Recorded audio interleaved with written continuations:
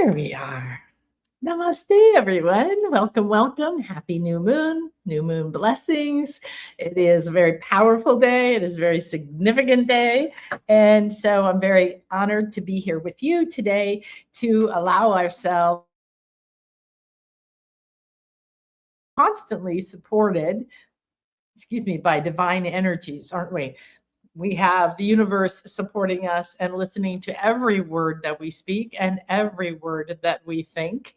And we have this incredible opportunity to use the energies that we're in. So I call it the spiritual weather, right? So this is a spiritual weather report, essentially. And we're going to talk a little bit about the energies. We have some Mercury going on. We have something called Algo or Algol. It's a star that's not that well known, but is often considered negative in some way. And I really have a different perspective on astrology. It's wonderful. It's powerful. I've studied it for many years. And it's also can tend to be very negative. It can tend to be a little bit predictive, like instead of getting the opinion of a doctor, thinking that that doctor is God and is now giving you an order, you will die now, and you don't have to. It's an opinion. So we had a lot of things in Western astrology that weren't really known. They didn't know about certain planets in Western astrology. The Maya were mapping the Milky Way, a long, long time ago. So they have a different way of doing their astrology. So when I do the Mayan birth chart destiny readings, which are really, really powerful because it's a completely different and new way for you to see yourself, it's based on your conception, your destiny, your masculine and your feminine energies, and the signs, the day beings, the essences that come that are here to support you. So we're going to dive into a couple different kinds of astrology today, and we're going to work with Mother Moon, and we're going to plant seeds for joy and abundance. So we are in May, and May is a very magical month for a lot of reasons. The magical month of May. It's very powerful because it's spring. Even if you're in the Southern Hemisphere, there's a transition happening, right? And it's a part of the cycle of life. One thing that we've forgotten or lost a lot in our modern rush, achieve, do it all with your head, worry all the time, and tell stories that you don't want and complain and blame, we're literally sabotaging ourselves all day long, every day, especially before we go to bed, by speaking this way. So, number one, get enrolled in the class starting Monday, even if you can't come live. This class is going to change from the very core of your being how you manifest. You will see transformation happen because we're going to go into the actual true laws of the universe that you can't succeed without. And if you don't understand them, you can't win the game and you're not going to have fun. Now, it doesn't matter what you wish for. You don't have to wish for $1 million. You could just want a new car. You want peace in your life. You want to look in the mirror and say, oh, I love myself. We are meant to be here. We're on a mission from God. Okay. We're on a mission from the divine. We agreed to come into a body, and we have a duty. We have a dharma or dharma. And that is that we are meant to be happy. We are meant to prosper. We are supposed to be rich in spiritual ways, in harmony, in family, in creativity, in friendships, in love, in all these things. And we are 100% supported by the divine, who has a way of moving energies, dissolving mountains, finding solutions to things that we could never imagine. And that's the point. We're so supported on our journey, yet we weren't taught that. We've never seen people live that way generally, right? And our families and our ancestors have trauma, and we have pains, failures, challenges, confusing situations, overwhelm, fear that we live with every day, and we've gotten used to it. But just because we're living in stress every day doesn't mean that it's supposed to be that way. So everything I've done this week, and this is my 5th show this week, so bless you. I hope you've enjoyed it. Monday, Diana, the beautiful, beautiful Diana, came to the show and blessed us with her incredible heart. And she's hosting us at our Canada retreat. This is again, it is so powerful to go to this cocoon of love. So I hope that you will at least take a look at it. You will let me know how I can support you to get there. And we have a beautiful, incredible experience lined up with a Native American woman who's coming from very far away. So there's things that are happening. The house we get to stay in, we couldn't normally afford this house. Okay. You're going to get to stay there. And we've been gifted a huge portion of the cost of that house. So here's already an opportunity that you would never normally have. We're going to have this beautiful woman come, and the cost to bring her from far away, she's going to be spending half a day with us. She's going to be cooking for us, putting her magic, her blessings, her ancestral lineage into the food for us, and then blessing the land. We get to be a part of this. And then we're going to be doing like a 2.5 hour shamanic drumming journey with her, and a fire ceremony. That's just one of the days. Okay. So these are both things that are gifts from Diana and Calvin that will be a part of this opportunity. So if there's any way you can get there, I would highly recommend it, because if I do go back, then we aren't necessarily going to be given these gifts again. And it's one of those opportunities. So today in the new moon, what do we do typically in a new moon? It's the start of a new cycle. It's a rebirth.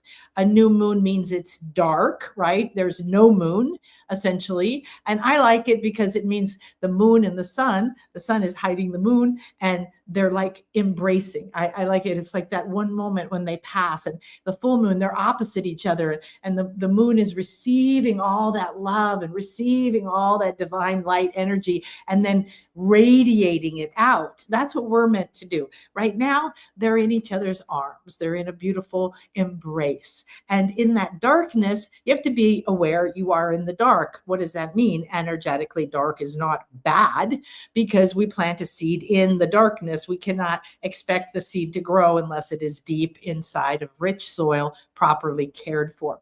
So if you watch then the 3 days of the book of manifesting secrets that we opened this week, day 1, 2, and 3, we did 3 master classes and 3 activations. I hope that you listen to them. Please share them. Please subscribe. Let's grow our community, because everything I give you is truth. It's what I've done.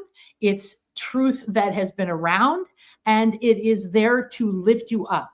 This is not, I'm not chasing something and desperate for you to come and hope you'll come because I need to look good. Okay. And this is unfortunately what a lot of what's out there. It's why we have a lot of pressure from the world. There's a lot of information. You need to be discerning. Are these people truly, do they know this information?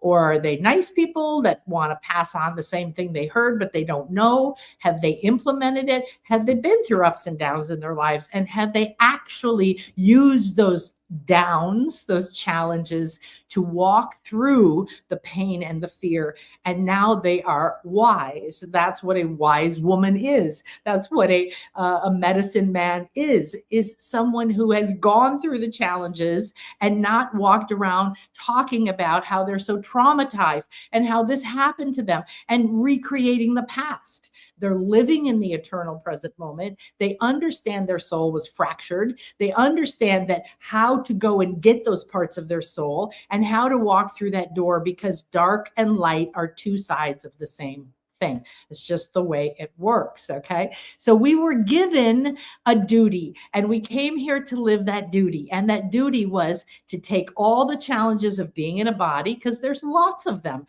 It's not like you came. I used to think, if I did everything perfect and meditated the right way, and I knew all the solutions, and I studied every single sacred book out there, and I did it right, and I was the best, then nothing bad would happen to me again. That was actually and literally my belief system. Well, what happened? happened. My daughter died. And at that point, first my business fell apart, and it went from $1 million to being closed. And it was so crushing to me because I didn't know people didn't pay their bills. I was 29, and it all fell apart, and I went into a very deep depression. I didn't know where to look. I literally had no clue what to do because I had no spiritual upbringing, very, very minimal religious upbringing. So at least I didn't have to get over some trauma, because a lot of people do have trauma in their religious upbringings, because unfortunately spiritual religion has been used to control, manipulate, and suppress people. So we're all actually in this moment together as a world. We're experiencing all this trauma coming up. It's coming out of the land, it's coming out of our cells, it's coming through our DNA, and we have to reweave our DNA. We have to realize that in our DNA, our ancestral lineages from this body, but also all those lives we've lived on this planet, because your bones are still here and they hold the memory of everything you went through. You made vows, contracts, agreements, decisions with great passion and feeling when you died, when you were persecuted, when you were burned, when you were betrayed, when you were ridiculed, when you were unloved, when you were outcast, and a million other experiences. And we've all had those experiences. But guess what? Those make you wise. Those make you strong. Those make you able to have compassion and love yourself and everyone else equally and unconditionally. However, we weren't taught that. We weren't shown that. So now is the time for you and I, as beings who are wanting to be aware and conscious of who we are, what our powers are, and how we can take this power of our wounds, of our challenges, of our losses, and instead of hanging on to them and giving them the meaning that they're bad, instead say, if this is a gift from the universe and I'm divine and eternal, then what's the point of this? And you can ask that. And the universe is listening, and it's going to say yes to every single thing you think, because that's a word, and you say, because that's a word. Okay. And the word is God. The word is source. The word is mother, father, goddess, God, divine, whatever you want to call it. That's the truth. That's the power we were given. So the class on Monday is about deeper than what I've already even given you here. And what I gave you here was an entire incredible masterclass. But don't mistake that if you don't have the support to continuously over the next 6 weeks go into a deeper level of understanding this material, applying it to your life, and getting to ask me on the calls, what do I do with this? I tried that. I don't understand this. I look at your field. I do energy work with you when you're in the radiant field of my divine, like right now, you're inside of an infinity healing chamber. When we're in a class, it's even more powerful. Then you get to meet the other people in class. You create a new environment. You have support. You have community. You're around like-minded people instead of spending your life around people that you're afraid to tell that you're psychic, or you're waking up, or you talk to fairies, or you want to be a healer, or you want to travel and be happy, and they want you to be realistic and poor and depressed like them. The fact is, no matter how much somebody loves you, they really inside of them, this is just a natural program, don't want you to be that successful or happy. They might say they do, but they don't. So you have to be careful who you tell your dreams to. And you need to have spiritual communities like this to be together, to support one another, and be able to be honest with yourself and see where you are, see where you're speaking against yourself. That's why the class is called Stop Speaking Lack and Activate Divine Supply, because we're infinite. We were given all of the riches, and everything's already inside of us. It's already done. It's already there. Anything we could imagine is already there for us, because we can't even imagine what the universe has available to us. So in the new moon, we're in the dark. That means that we can't necessarily perceive everything accurately the way that you might be. However, we also gain the powers, and we can draw on the powers of our ancestors. We can draw on the powers of the past. We can draw on our powers hidden in our shadows, locked away within us in prisons and shackles and gagged, because we have literally done that to many parts of ourselves. I've been doing this work for 38 some years in this life. I became a master level hypnotherapist because I saw what happened to people when someone knew how to use energy and words, hypnosis, together.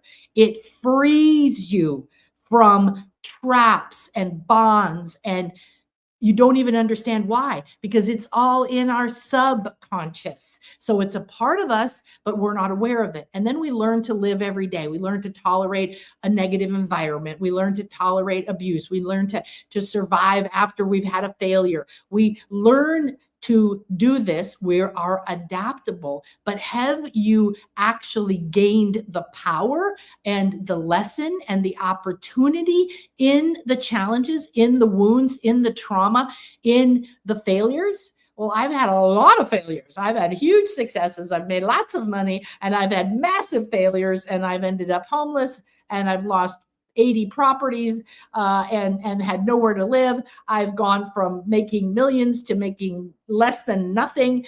And my daughter died, and I was outcast, and I could go on and on and on. I'm not telling you that to feel sorry for me. And please do not do that, because I am not a victim, and I refuse to agree to that story anymore. I did many years ago, when I first got online, I did a short little audio called Escape the Victim Vibe. Why did I do it? Well, I did it for you, but honestly, I did it for me, because I was doing all my spiritual work, and I'm constantly going deeper, and I'm asking source, why is this happening? What is happening? And all of that.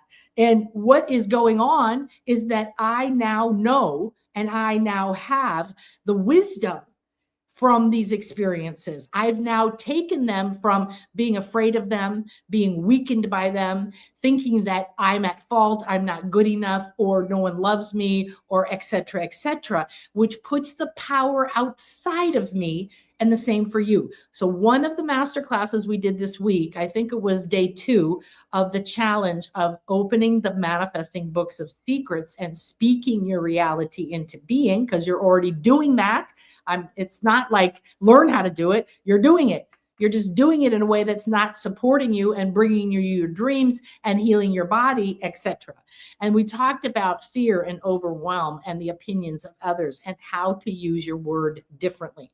Now, I want you to have an experience in everything I do. That's why coming to retreats is the most powerful thing you can do, bar none, because you get away from the people in your life. You get away from your job, your washing machine. You get away from your routine. And that's really the best and fastest way to break yourself free from trauma, drama, stuck patterns, confusion, overwhelm, and so on. And then you get lots of hugs. You get to be in a loving environment with other people who are loving. You get to be healed by the lands, the waters, and the ceremonies that we do, and the people we're bringing together, and the medicine, and all of me. And I'm there with you, like in the class. I get to give you personal feedback. It's like having a personal private session with me for actually a really affordable price, okay? Over 4 full days together, plus, the beginning day and the ending day. So what happens when you really want to plant a seed in this new moon that is going to sprout, that is going to create something you truly desire? Well, how are you speaking about it? Are you willing to plant that seed and have faith? Speak yourself, think, same thing. These are words, whether they're in or out, okay? And the feeling you have is the energy. It's like watering the seed or not. Well, it's probably not going to work. Oh, I feel depressed. Oh, I don't feel good. It hasn't happened yet. I didn't see it yet. Please stop. Okay? So we're going to look at how to plant the seeds. We're going to talk to our seeds. We're going to speak blessings, and we're going to speak joy and abundance and prosperity into them, because we are meant to prosper. Okay. We are meant to prosper. So hang on 1 minute. I want to just answer this quick thing here. Okay, so what we're going to do is take the opportunity we have in this moment. So we feel the moons a few days before, a few days after. So you could have been feeling it this week, which was another reason to do that 3 days of the manifesting class, because it's imprinted now with the energy of each day that we did it. And I was both conscious of the Mayan day energies and the numbers, which are the sacred feminine energies, as well as the fact that we were coming into this time. So if you did that, now you are truly ready to plant some really beautiful seeds. And we used that on the third day quite powerfully. We talked about the secret shortcut to prosperity and to planting seeds that bloom your possibility, because peace inside of you is required.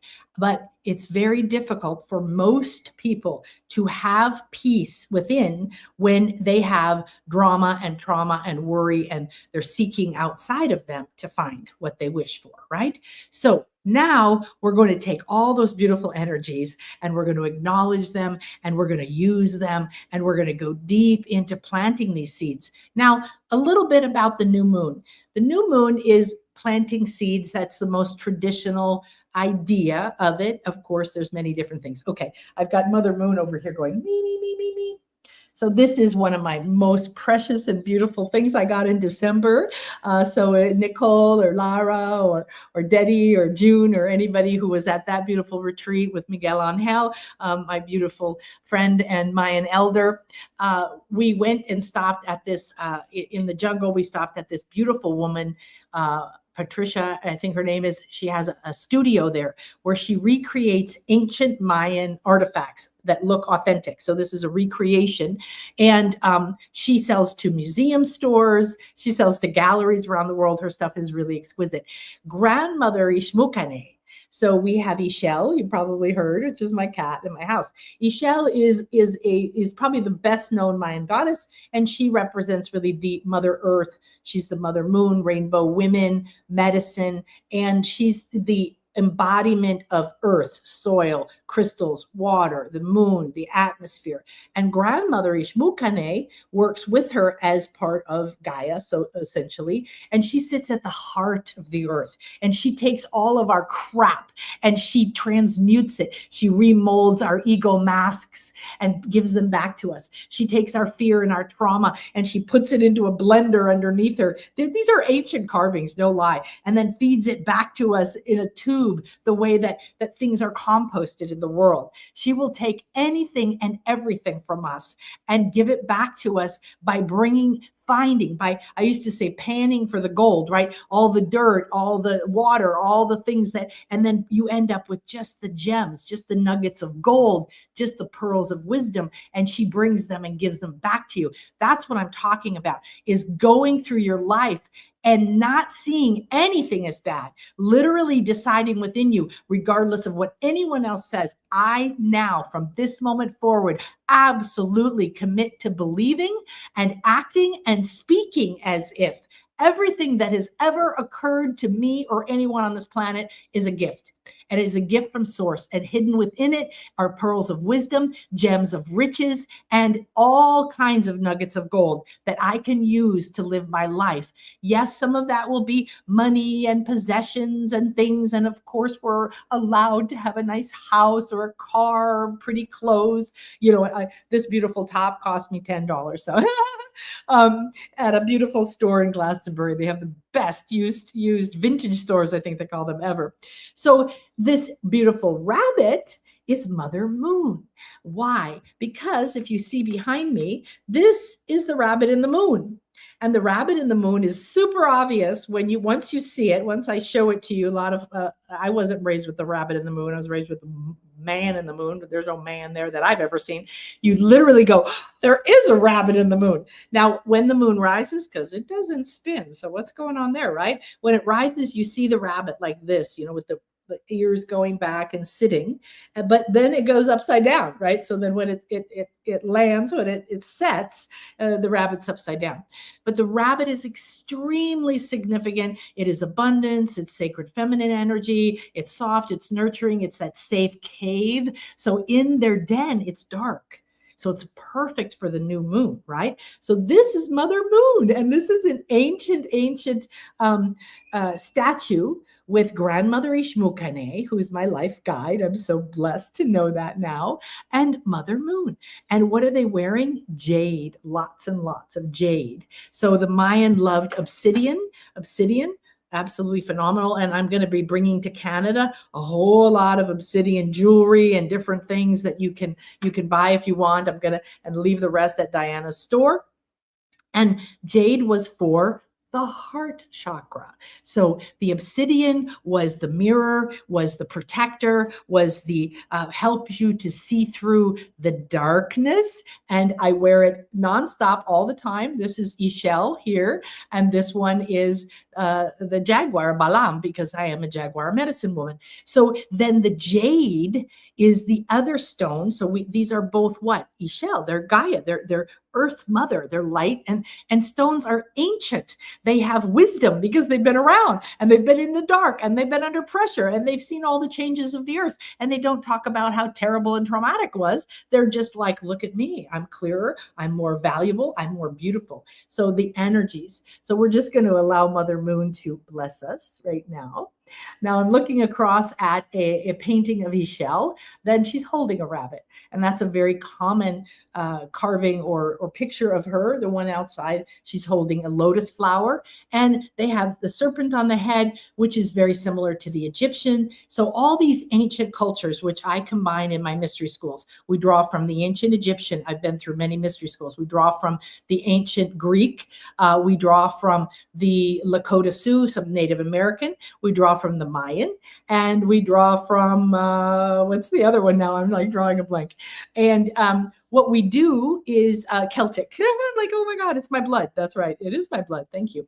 So when we acknowledge the wisdom that the ancients had, we bring it into, but we also have to not give our power away, that our misinterpretations or potential misinterpretations of ancient wisdom aren't the truth and better than us. It's just that we've been cut off from them, and we've been convinced that, and we've been consciously in amnesia that we are God, that we are source, that we are mother divine, that we are infinite, that we're filled with infinite riches, that everything's inside of us, everything is not outside of us, and all these other concepts I've been teaching you all week, and I'm going to be teaching you over the next 5 weeks or 6 weeks or whatever it is in the class. Okay, so thank you, my beloveds. So I'm going to put this back right here. Let's see, we'll put it next to our beautiful heart chakra. And we also have our dragons, and we're going to talk about dragons today. Of course, I have a rainbow dragon, you know. And we're going to talk about dragons today. And I'm going to share with you an insanely powerful experience that I had. Why? Because it was a breakthrough. It was a quantum leap in my personal evolution. And I want you to understand how those happen, and that it isn't, you can't say, I want a quantum leap right now. It happens in divine timing. Divine timing is when you show up in a moment like today in the new moon, and the energies are a certain way. And Mercury, which is the communicator, right? This is about communication. In ancient Greek, Mercury was the messenger of the gods, meaning this is the energy that helps us communicate with the divine part of us and the divine support around us. And Mercury is very active today, so we have that support. Then we have this ancient star that represents, often it's related to Medusa.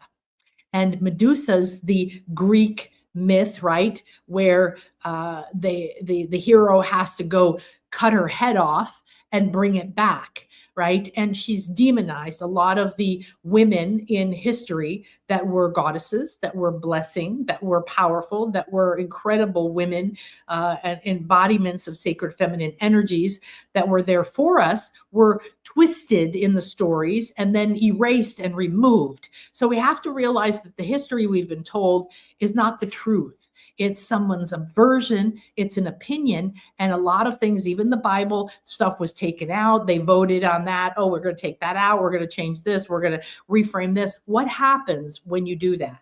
This is the way that media is right now. This is the way that ads are right now. This is the way that social media is. This is the way that NLP is taught, is to manipulate your emotions by using words in a very specific way to tell a story that makes you feel bad or feel afraid or feel overwhelmed or keeps you suppressed from accessing this infinite divine power within you. So Medusa is the one that had all the snakes on her head, right? And then we have this whole cultural thing around the world of fear of snakes and fear of snakes as the devil, all right? But then we have all these ancient cultures who revered the snake because they looked at it and said, wow, the snake is the actual representation of life force and resurrection. It just slides right out of that old skin, fully formed with a new crown chakra or a rattle, with new, bright, beautiful patterns of sacred geometry that actually make it vibrate and create its reality. The patterns on it are actually the one snake here in the Yucatan is not found anywhere else, and it is the premise. It's the genesis. That's what I wanted to find of all the Mayan wisdom, all the art, all the ability to build these temples, all the science, all the architecture, all the ability to read the stars, all the ability to predict what's going to happen into the future. Everything came from the pattern on the back of a snake. Why? Because it is perfect movement and measure. And when you understand that, now it creates sound. Now it creates flow. Now it creates form. Now you understand. And then the temples were built off this and the art was made this way. So the snakes on the forehead of the Egyptians is called the uraeus, and it represents that the bird, the vulture, the goddess Nekhbet, comes down. And if you see Isis, you'll see those symbols of her with the wings over her head. That's Nekhbet. And that represents your spirit, your connection to the divine, your connection to infinite resources, possibilities, riches.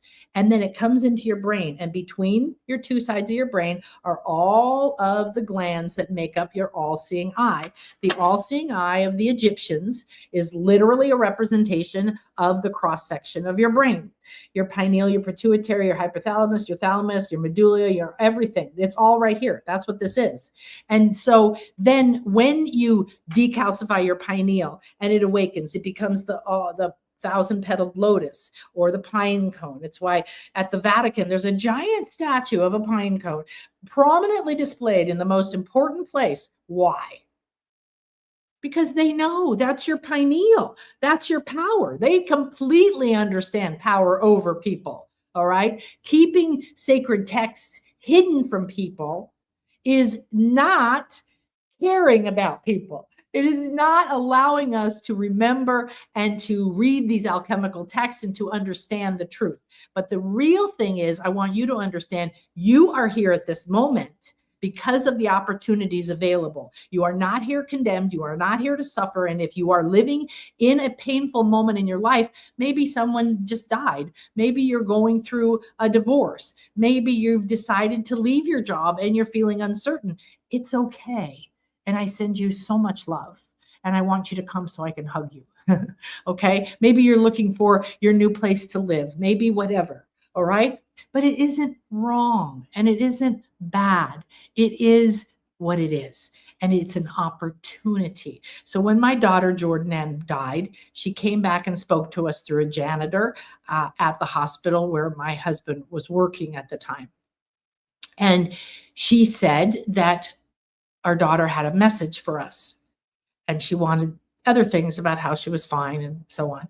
But the bottom line, she said, was, I want you to know everything is an opportunity. Meaning her dying, my dreams dying, me not wanting to live anymore, all the pain, all the grief, all the actual horror that entered my life was an opportunity. Well, when somebody that you love comes back and speaks to you so clearly, so profoundly, in that kind of a way, when I started my website, it was the header on my website. Everything is opportunity. So I gift that to you now. Jordan, thank you, honey. She's here. Oh, baby. I gift that to you and I suggest you write it down. Words are things. Words create. If instead you say, well, this is interesting, or wow, I wonder where this is going to go, or this is very challenging, but I'm clearly up for the challenge. So I'm going to come into the moment because everything is opportunity. And I'm here because this moment is an opportunity. Today, as the new moon, is an opportunity, but also the entire reality that's falling apart and metamorphosizing into something we can create, a world of bliss. Wouldn't that be great? But we can't create it if we keep retelling the old story. If we don't get control of our mind, our feelings, and our words, we are going to keep recreating the same trauma, drama, patterns, lack, and dictatorships. Okay, everything, right? So Medusa was covered in snakes in her head. So if Ishel in the Maya world and many other goddesses had the snake on their head in an infinity symbol, it meant that they were enlightened, that they had connected to source, and they were also a fully awakened in-body person, because the serpent also represents our kundalini. Our kundalini is our coiled potential living in our Danchen, or our 8 original cells in our body. Now, for the Egyptians, if you see this in full form, you'll see here at the back is the vulture. That's spirit coming into you. That's your pineal. That's your connection. Our pineals are poisoned and calcified and are attempting to wake up. Okay. At the front, which is here, okay, is what we call often our third eye. And they show the snake coming here. Why? Because the snake represents bringing divine energy into form, projecting into the world from your own inner body, from this all-seeing eye inside of you, into the world what you wish. And you've done it since the day you were born because you created a body. No one else created the body. I mean, your parents were the vehicle for that, but you had to decide. And you had to decide on a spiritual level. You had to decide at a divine level. And you were designed and you were created and you came with every single thing you could possibly need and require in every moment. And spirit is there waiting for us. We have not been taught that. We have not lived that way. We do not believe it. We doubt it. And we do a little bit of spiritual work. And then we say, oh, well, that didn't work. I already tried changing my words. It didn't work. Well, you didn't do it right. You were missing some of the keys. You didn't stick with it and you didn't believe it. There's lots of reasons I can point out to you, especially if I did a private session or a reading or with you, that I would be able to tell you, guess what?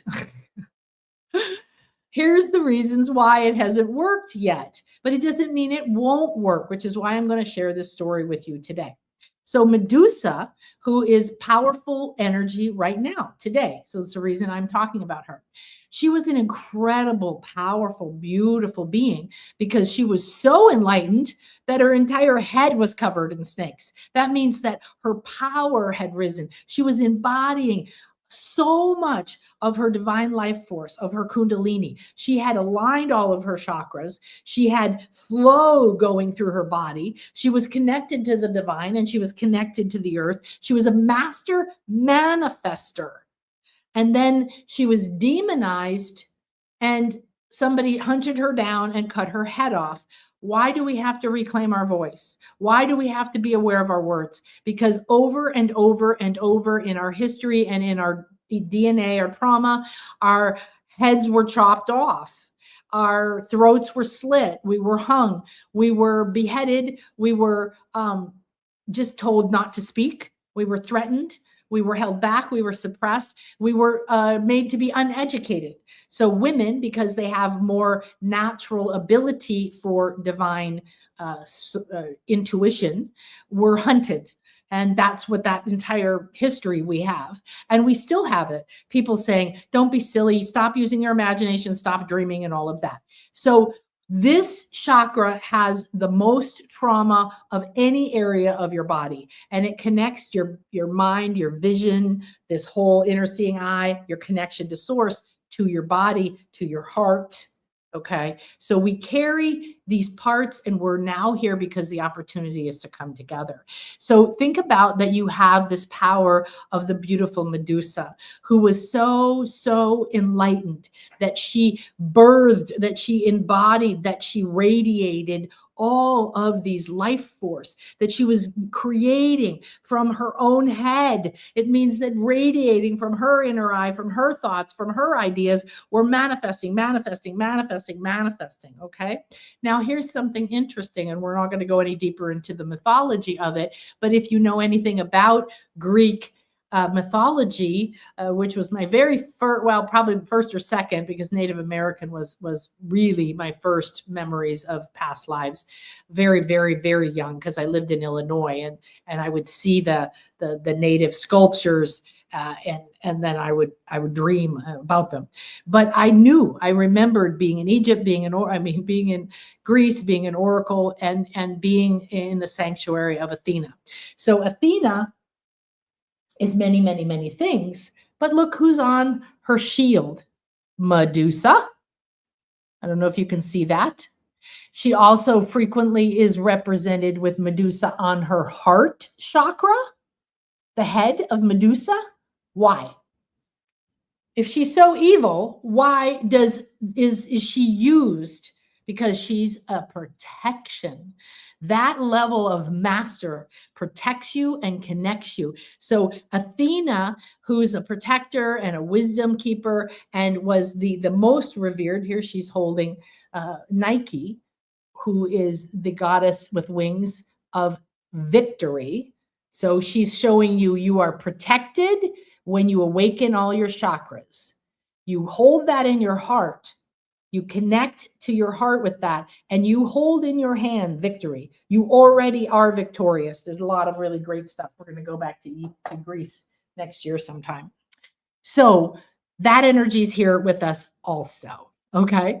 So what other energies do we have? That's the primary ones. Let's dive in a little bit. I want to say hi. Hi, Victoria. Oh, well, Victoria was with me in Greece, and we got to go to Delphi, and we got to go to all kinds of temples where I try to find the temples where we can get in, and we got to be on the altars of the Asclepions, and we were in the sanctuary of Athena, and it's just really, truly one of the most beautiful places. So much blessings, sweetie. Hi, MK. Oh, just hopped here from listening to day 3. Still have to do the activation. We'll do that. My back has been bad since the funeral. Well, I'm not surprised, honey, because when we have back pain, right, that represents support or structure in our life or not. Okay. And I'm going to share in the class more about how our words need to be sweet as honeycomb to the mind and to the bones. And this is from the Bible. And what it means is that your words need to be sweet. And honeycomb is what? It's sweet, but it's a structure, and it's a sacred geometrical structure that creates high frequencies that allows bees to fly, even though the structure of their body in Newtonian physics says they should not be able to fly with the ratio to their wings.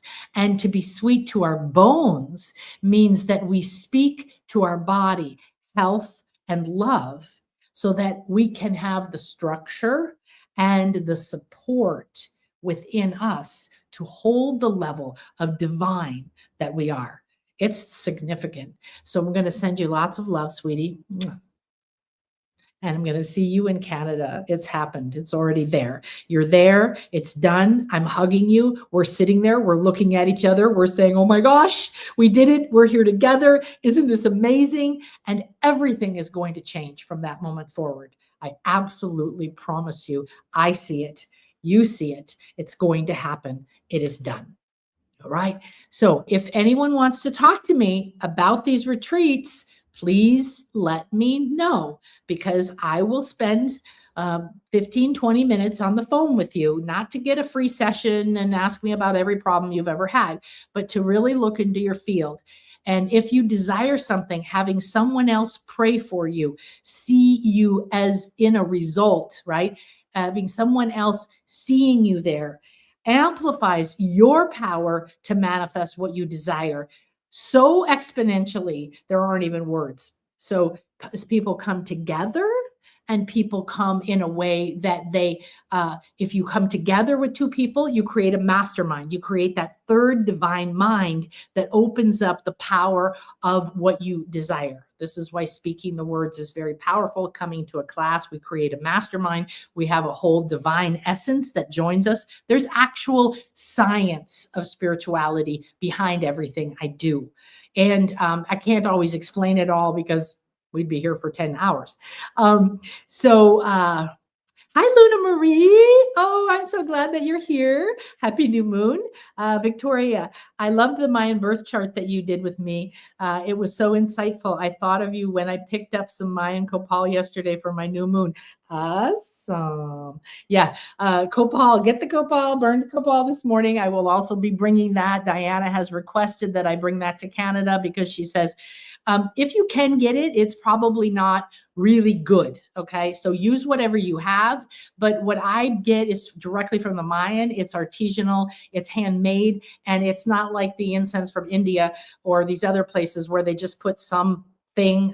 They make all the sticks the same, and then they dust the outside with the perfume essence of the incense. So these don't smell like perfume, but they're thick and they're chunky and they're solidly made. I have lavender and copal mixed with all kinds of other things and rosemary and so on. So I'm going to bring that as well. If you want to put in a pre-order and you're coming to the retreat, please let me know because I have clients when I travel that often say, please bring me X. And then if you send me the money for that, then I will make sure that a certain amount of my stash that I bring will be set aside for you. Okay, good. Now, let's see. Okay, where are we? Oh, I'm always sweating when we do this. All right, let's jump into the new moon goodies that we've got going on here. What do we need to look at? Do this. Okay. Oh, okay. I thought I clicked the slides. Well, we're going to look at this for a moment. So take a look at this graphic I made many times, asking, co-creating. This is for the Canada retreat.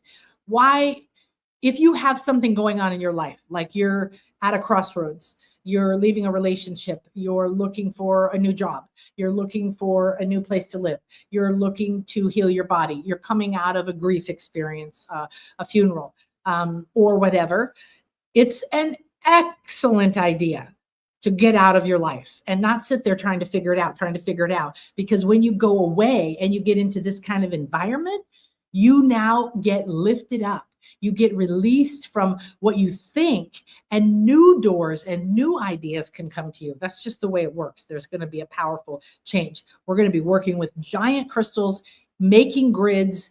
We're going to be working with the lake water where we're on the lake, the sunset, the Native American woman I spoke about. We're going to be going to Niagara Falls. We're going to a butterfly conservatory. We're going to be working with crystal water and the grids. There's a lot of grid working that will happen. So if you feel like you're a grid worker, but just taking a look at this beautiful graphic is feeding you. A lot of beauty.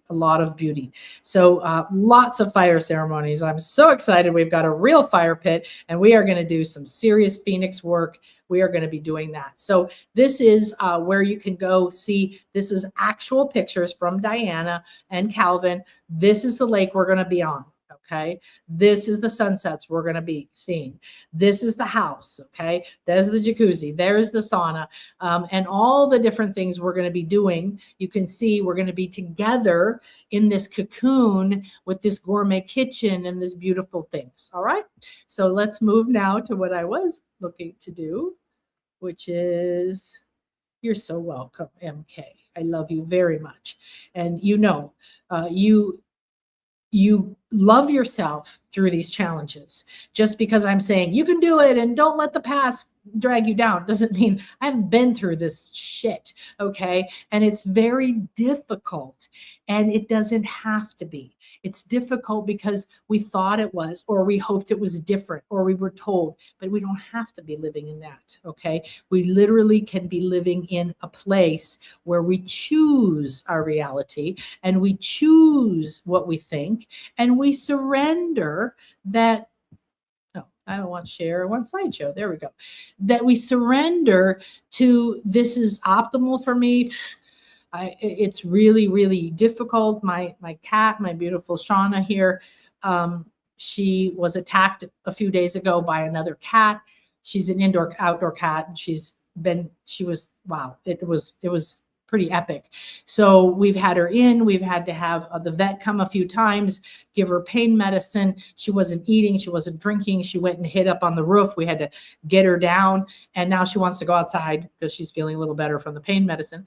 But that required me and my energy and my focus. But instead of it depressing me, it just required extra energy from me. And I didn't see it as bad. I thanked her for gifting me the situation, and I hoped that she would survive. I literally got up one day and thought I would not have been surprised if I had found her dead, because cats do this kind of thing. So I love you, Shauna Boo Boo.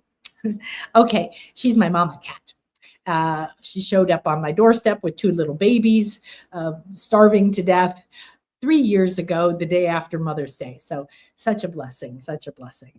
Okay, so what we're going to do now is do our Mother Moon, New Moon magic. Yeah. Okay, so that's what I just talked about. That's here on the thing. This is in the shop. It starts Monday. I have made it so easy. I downloaded 8. It's already down to 8 monthly payments of only $46. If you need something else, let me know. The retreat we talked about, and I am finalizing the Scotland retreat, which will be in September. And we already have one person who's signing up, another person who's very serious, and I have literally only 8 or 9 spots due to accommodations. So we're going to be going to the Isles, and we're going to Rosslyn, and it's going to be quite wonderful. So reach out. Water Dragon Magic, Unicorn Magic, Magdalens. The Magdalens have called. They want to be with us, activating the sacred feminine, stone portals, and so on. Okay, now I want to share a couple of quotes that I found, because when we plant seeds, I don't have my notebook. I like to write. When we plant seeds in the new moon, we have to use our words. We have to use our thoughts. We have to use our intention. These are all versions of words, of spells. We need to be very careful what we say. You don't want to plant a seed like this. I don't want any more of this. I hope this doesn't happen. I'm sick and tired of that. And I'm going to teach you at the retreats, because this is the place to teach this. It's extremely, I don't know if I'd call it controversial, but it's unknown. It's unknown missing pieces to the manifesting path. And it's like what I taught in the Wishes Fulfilled. First, what do you want? And that's an ego thing. It's often a desperation. It's a frustration. It is filled with that. We have to acknowledge it, and we do that. But this is a moment to realize, how are you planting your seeds? How are you saying what you want in your life? How are you asking for your life to be? And if you are using negative words, you are literally creating. So this is going to happen in the class next week. I'll give you another little tip. If you say, I'm worried about this, I'm going to go on this retreat, but I'm worried about it. And it's okay if you do. We'll help you fix that. Don't worry.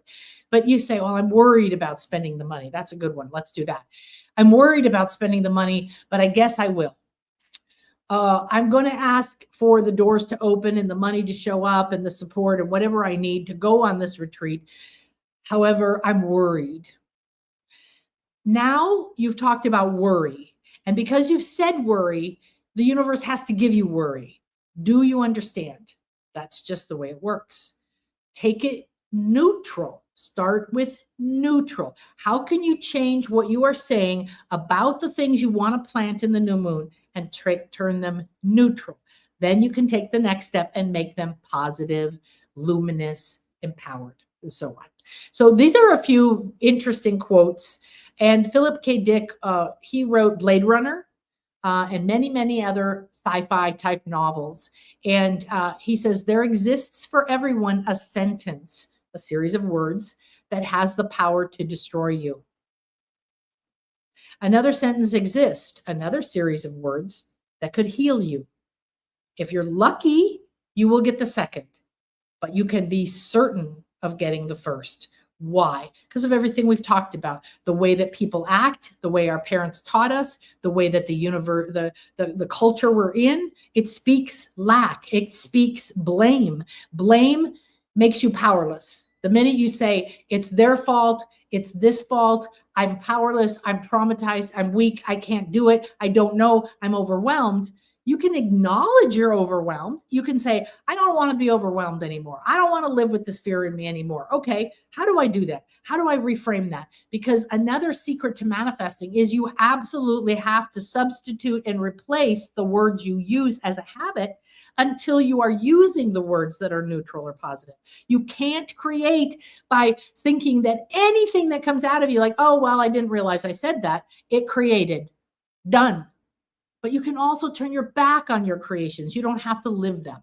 And you're certain of getting the first, creating destructive experiences in your life, because that's where we came from. It's in our DNA. It's in our ancestral trauma. It's in our culture. There's not enough, not enough, not enough, not enough, not enough, not enough air, not enough water, not enough blood, not enough time, not enough. Oh my God, it's inundated. I live in the middle of nowhere. I live on the beach in a fishing village. It's very quiet. I have very little EMFs. I have no traffic noise whatsoever. I in beauty, nature all the time. There's a reason for that. Now, you may not be able to do that. That's fine. I didn't leave the US until my children had gotten out of college and moved here and there and whatever. And I felt like they were safe and they had gotten to the point where they didn't need me on a very regular basis to be there in person. And then I moved to this place through a series of very, very strange and often painful experiences, like Chris's massive Kundalini awakening, called in medical world seizure, died. He's died, I don't know how many times now. I told him the other day, please stop dying. So I keep resurrecting his ass and saying, we're not done. We came back here for a reason, and we're building that world now, and we're here. And both of us have a mission of supporting the sacred feminine. That means women, but that also means the sacred feminine in everyone, men and women.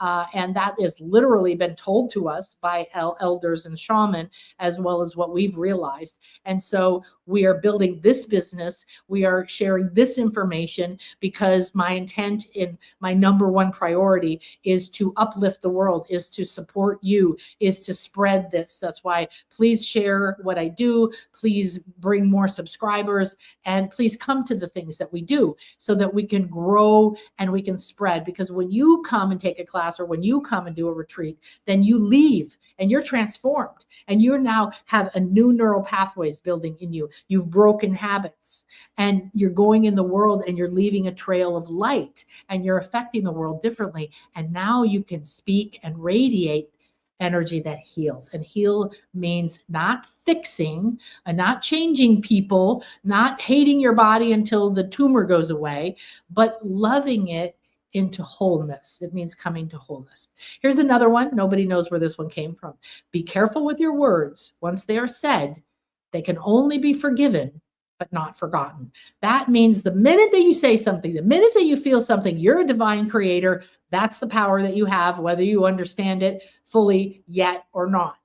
And it becomes a thing, and it goes into the Akashic records, and it is imprinted into the Akash, and it is available for everyone, and it has energy, and it goes together with other words like that. So I hate these people, or I'm an empath and I'm so weak. Why doesn't the world change so that I don't have to feel so traumatized, or I can't go out, or I can't function because of this weakness? You are not weak.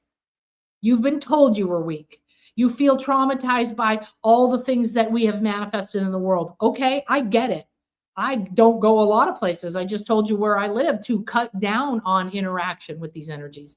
However, you have to then say, last night, a really powerful experience came through me where I was forgiving and canceling and erasing and disconnecting the power that all past things I have said against myself, believing in lack, frustration, blaming others, etc., etc., etc. And I don't know what they all are. I just declared this because now that's what I put out. And that's a powerful thing. I now declare that all things, all decisions, all agreements, all declarations, all decrees, all orders, all wishes, all thoughts that I have ever made in this or other lives and throughout my ancestral lineage is now canceled and erased and disempowered, disconnected. I am unshackled. I am freed from those things now. They no longer have power over me. They no longer have power to create in my life.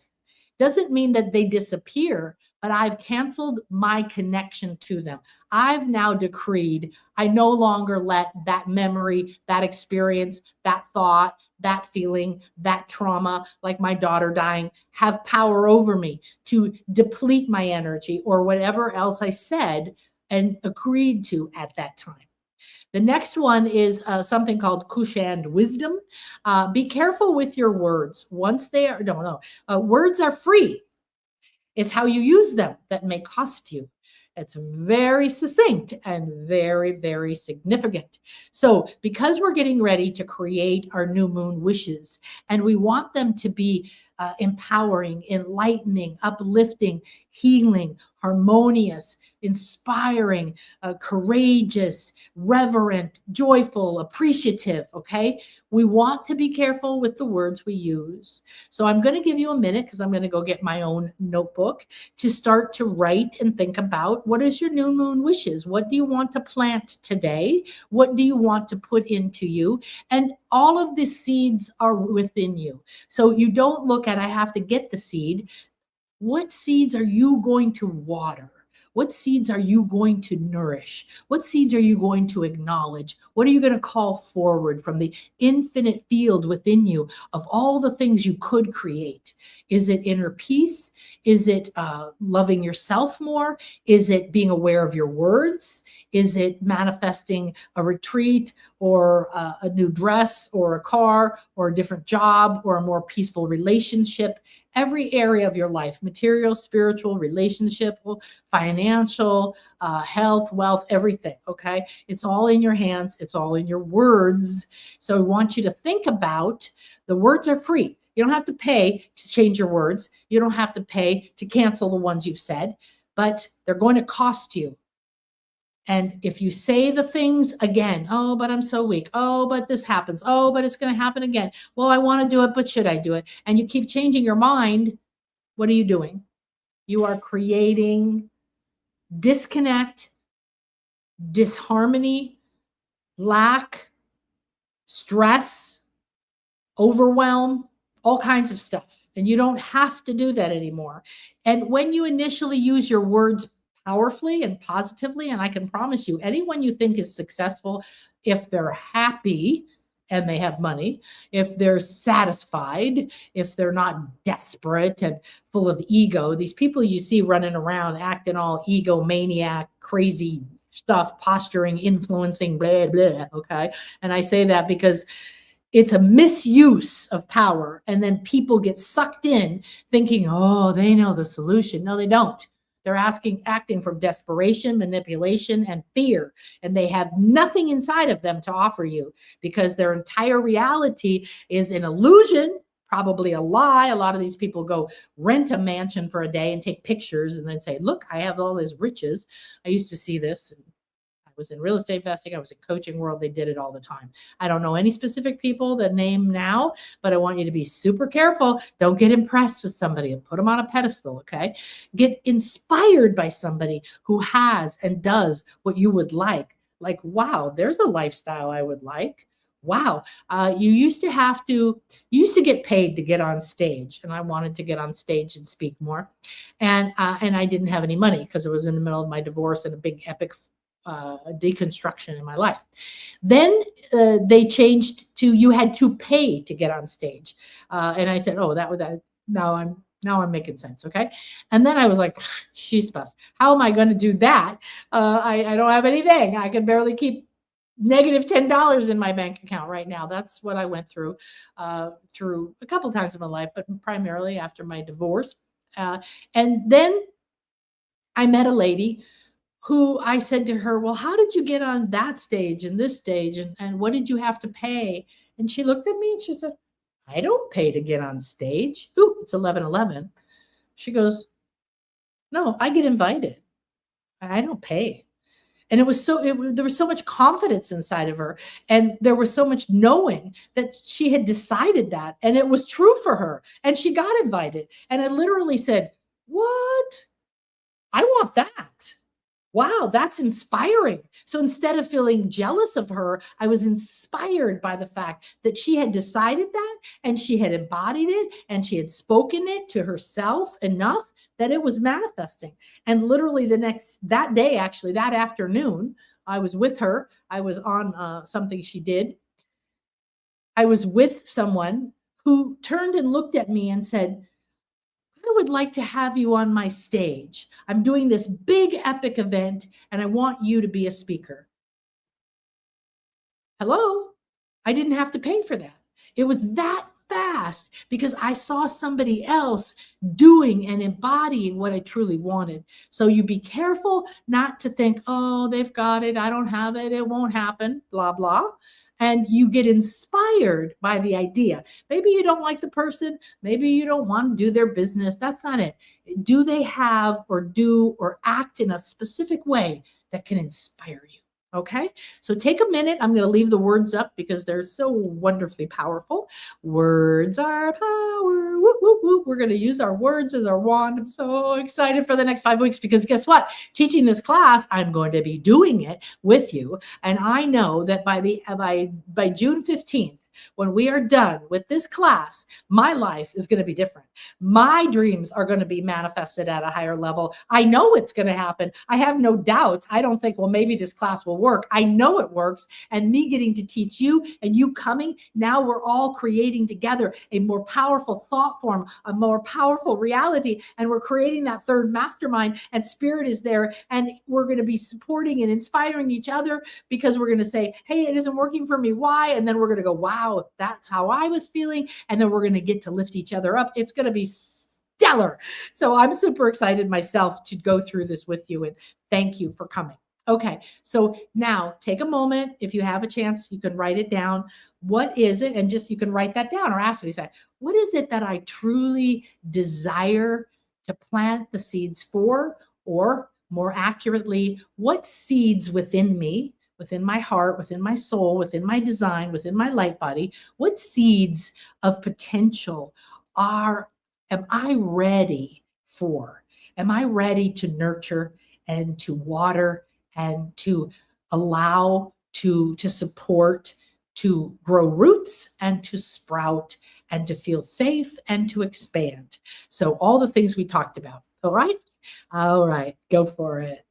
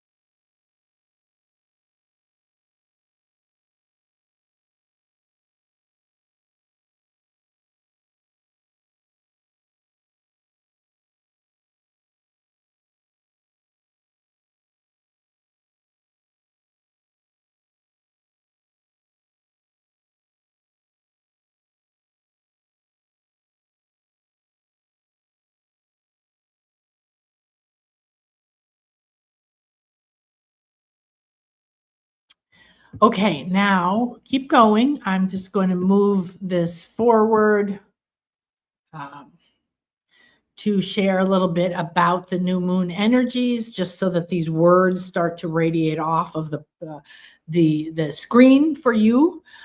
Because I want you to remember we're in a sacred time of the dark moon, and there's no illumination. And we're going into that shadow world. We're reclaiming it as fertile ground within us.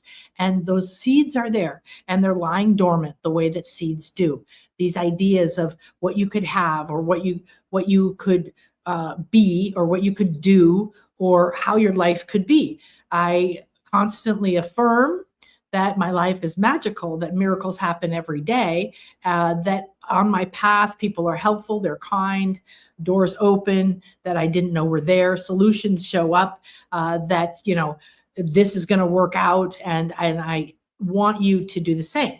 So this sacred new moon garden that is inside of you, you are the gardener of your mind, and you are having the guide.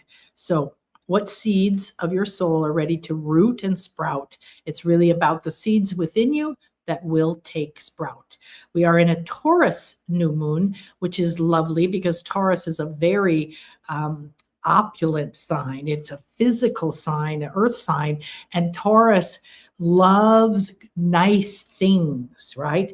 Without being greedy, it just says, I deserve nice things. And it might be one thing, not 500 things, that is just exactly what you like the most. So we have that energy too, that earth energy that's bringing our manifestation into form and loves that the best for me. It's a fertile earth sign, and it's very much for abundance, stability, right? Think of Ferdinand the Bull. He loves to smell flowers. Embodiment, self-worth, beauty, and bringing your dreams into form. I'll just remind you that we're empowered by communication with source. It's easy to talk.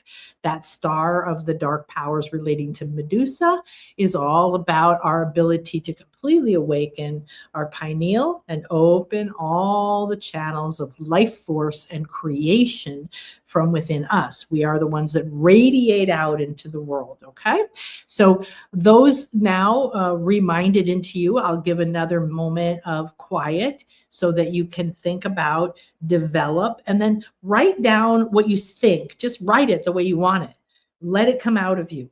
And then acknowledge that you're going to look at it and you're going to start to tweak the words. You're going to start to go from any negative words, any words that if you have resentment, fear, lack, not enough, I don't want any more of this, change it to what do you want, right? Start to shift it to neutral and then ask yourself, where could you make it positive?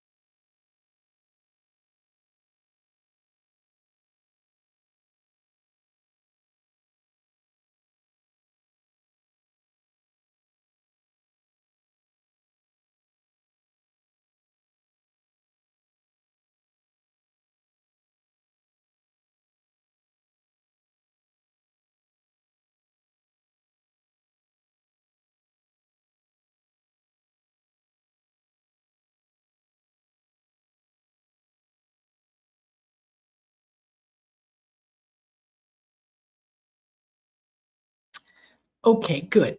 So we have words on the screen, and because we've been talking about words and the power of words and the incredible opportunity for words to make a difference in our life, and words, remember, are the inner words as well. They don't have to be spoken out loud.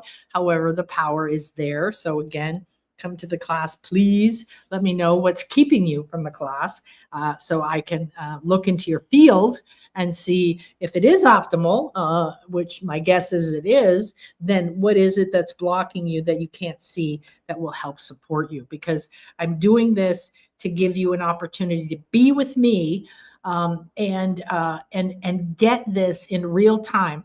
So again, now we're planting new moon seeds. What happens when those seeds come to fruition, which means they grow, they sprout, they get a flower, and they turn into a fruit? So, will all of the things that we decide we want manifest in 30 days or 28-day cycle of the moon? Excuse me, when the moon is full? No, they won't. We're going to have things coming into our lives that we planted 18 years ago at birth, in another life, 2 years ago, 2 months ago, 2 weeks ago. Okay. So we never know the ways of the universe, which is why we have to get out of how do I do it? How do I do it? How do I do it?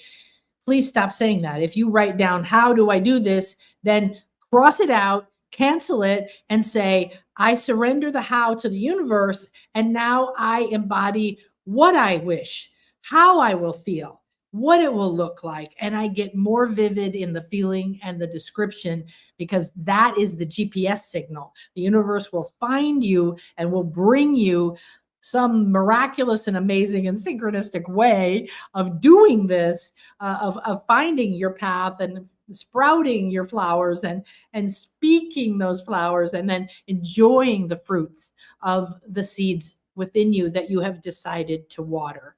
So if you want more confidence to speak up without hurting people, this was a big challenge for me, because I was afraid of speaking up at all, a lot of my early life. And it was painful. I mean, painful. I've been there. I wasn't like this. Everybody goes, oh, you're so social and everything. No. And I'm actually not all that social. I like my privacy. I spend most of my time alone with my cats, and with Chris, but we don't see each other all day long. We're in the same house all day together. And he comes down and I go up, and vice versa. And then we see each other at different points in time. But I don't watch TV at night, so we don't sit and do that. We have other things we do. And I like to be alone. I'm a Jaguar. So now the new moon goes through 28 days. So this is another reason that Spirit kept telling me to change the start of the class. It was going to start a couple of weeks ago or something. And they kept saying no. And here's why: because we're going to start Monday in the new moon energy. So we're going to start with the beginning of a cycle. We're going to start in the darkness of saying, I have not fully understood the power of my words. I have not used the power that I was given, that is natural, that is within me, to manifest the life that I truly desire. And it's okay, because I didn't know, because I'm playing out subconscious patterns. I'm playing out ancestral traumas and blocks and fears that I made vows in other lives to. And those have been controlling my life, plus what I was taught in my environment. All right. And we're going to go from that until, ta-da, the full moon, right? In about 4 weeks, because we're on the 16th of May and our last class is the 15th of June. So we're going to be literally completing the class on the full moon. So we're using the cycles, we're using the energies that are in the world supporting us to grow our ability to use our words, to grow our desires. So this isn't going to be a class where we're just going to go like, well, here's how to use your words and blah, blah, blah. I do the energy work with you. I go in and free you from these things. I go in and show you how to make the change. And then step by step, because between the classes, we have a group. And that group, if you will join it, not everybody joins the WhatsApp group, but if you will join it, we get to share all through that week. We get to say, oh, I had this great thing happen. Oh, I had this challenging thing happen. I don't understand what I'm doing wrong. What does anybody else think of this? And you are free and you are safe to share. So now you know why I'm so excited to do this with you, because it's for me too. Okay, so the transformation we have is going to be stunning, because we are going through the process where we're growing now. We're growing our power. We're growing our light. We're waxing. So when you see the moon in a couple days, you'll be able to see that tiny crescent moon, right? Because starting tomorrow will be a little bit, maybe you can see it, maybe not, depending where you live and the weather and everything. But you see that little crescent moon start to come, and it gets bigger and bigger and bigger until it's a half a moon, right? And then it gets bigger and bigger and bigger. That's called waxing. That means growing, that till it's the full moon. The full moon is the party. The full moon is the harvest. The full moon is when the fruit has been birthed into the world. So the seeds you're planting today, will they come to full fruition in the next month? Probably not, but maybe, and some of them will. But there's no way to avoid the growth cycle that we're in. So we're harnessing that energy because it's here for us, and we'll have to fight against the tide, so to speak. Okay. So whatever you're doing, be conscious and aware and declare, I love that I'm nurturing these seeds. I've decided which seeds I want to water, and now I'm going to shower them with love and abundance and faith and trust and nurturing and whatever energies, and they're going to be in the cycle of this divine, sacred, feminine energy that is naturally growing until a flower comes, right? Roots, sprout, flowers, growth, flowers, fruit. The fruit is the yummy. Okay. We're eating a mango every day right now because it's mango season, the very special mangoes, that not the rainbow mangoes. These red mangoes are insanely good. And I refuse to eat anything else during mango season. I buy like 20 of them at a time. And inside of them, they have a giant seed, right? An apple has the stars in a seed pattern. Every fruit then has within it the seeds of multiplication of what you are doing. So know that if you say, I want to find a new house to live in or to buy, I want to find new friends, I want to have a more harmonious family relationship or relationship with my boss, I want to feel less stressed. And then you go to the next step, because you don't say stress, right? You say, I want to feel calm. I want to feel peaceful. I want to feel relaxed. I want to feel in harmony with, money. I want to feel in harmony with my body. Okay. Maybe you're losing weight or you're gaining your strength again after something challenging happened to you. Or you've realized that you might have a condition. My mother used to walk and she broke her leg and they didn't do very good helping her heal it. So now she has to walk with a cane, and it's just a condition of her life. I could help her change that, but family. So she just accepts that it is and figures out how to live her life around it. And she's empowered still to live her life, maybe in a different way. So I want to feel at peace with my body and my situation. All right. Look at the scale of consciousness. If you don't have it from me yet, you will get it with this class, and it is in the shop. You just go download it. It's free.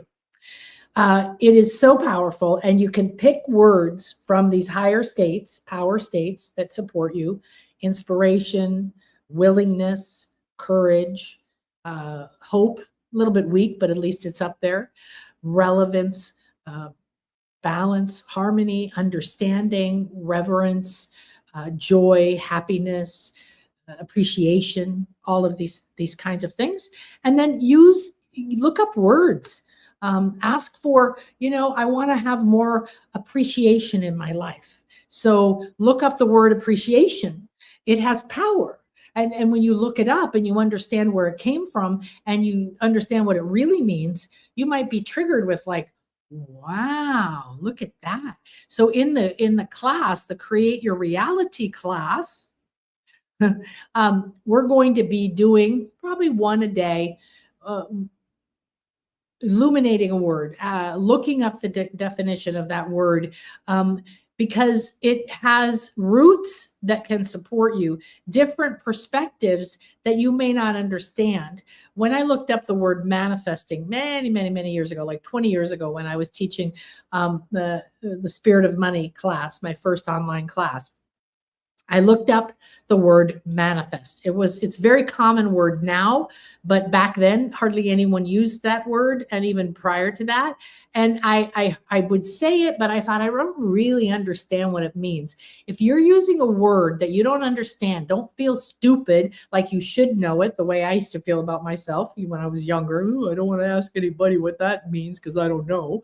You know, you look it up and empower yourself. Open that up and let the vibrational power of that word and the history of that word come to you and light up. Because if you keep going saying, I want to manifest my dreams, but I don't really understand what manifest means, please go look it up, because now you're in confusion and you are not actually going to be moving forward understanding and using the full power of your words if you don't look it up. So we'll be doing that in the class as well. I'll be sending a word a day to everyone in the class and illuminating the real meaning of it. And when I realized that manifest, if you look up manifest or to manifest or manifesting, it's got many, many definitions.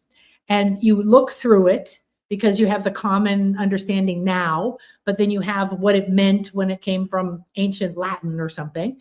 And then you have things it means as a verb or a noun or in different contexts, right? And what I was stunned by was manifest didn't mean I have to think it up, I have to figure out how to create it, I have to build it from scratch, I have to do everything. It's going to be a lot of work.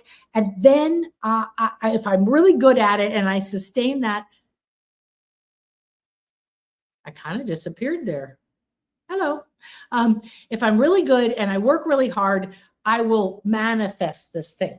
But what I discovered looking up the definition of manifest is it actually means to appear to your senses or appear to your eyes. Well, that's a completely different thing. That doesn't mean you have to go build it and figure it out and nobody's ever done it before, because now I know and I teach you it's already done. There's a future you that already has exactly what you want. That's who you want to be talking to. She knows how she got there. She knows how she felt. She knows what she said. Okay. And it appears to you because there's every possibility exists right now, but it's not active in your life. It is not the reflection of what you're doing. If you have been constantly thinking you're a victim, you're weak, you're not good with money, and everything else you've spoken or said or been told, and that's what you're seeing in your reality, it's very stupid but real in our lives to say, well, of course it's true. Look, that person was mean to me. People are mean. Well, that person is a reflection of you and what you've believed and what you've said. And just because you decided yesterday that you're not going to agree that people are mean to you, that people are kind and helpful to you, you have the habits, you have the past karma, you have the past cause and effect of having believed that and said that. Ooh, my power's going out. Woo! We're blowing the energy here. Let me turn that off. Okay, that should help.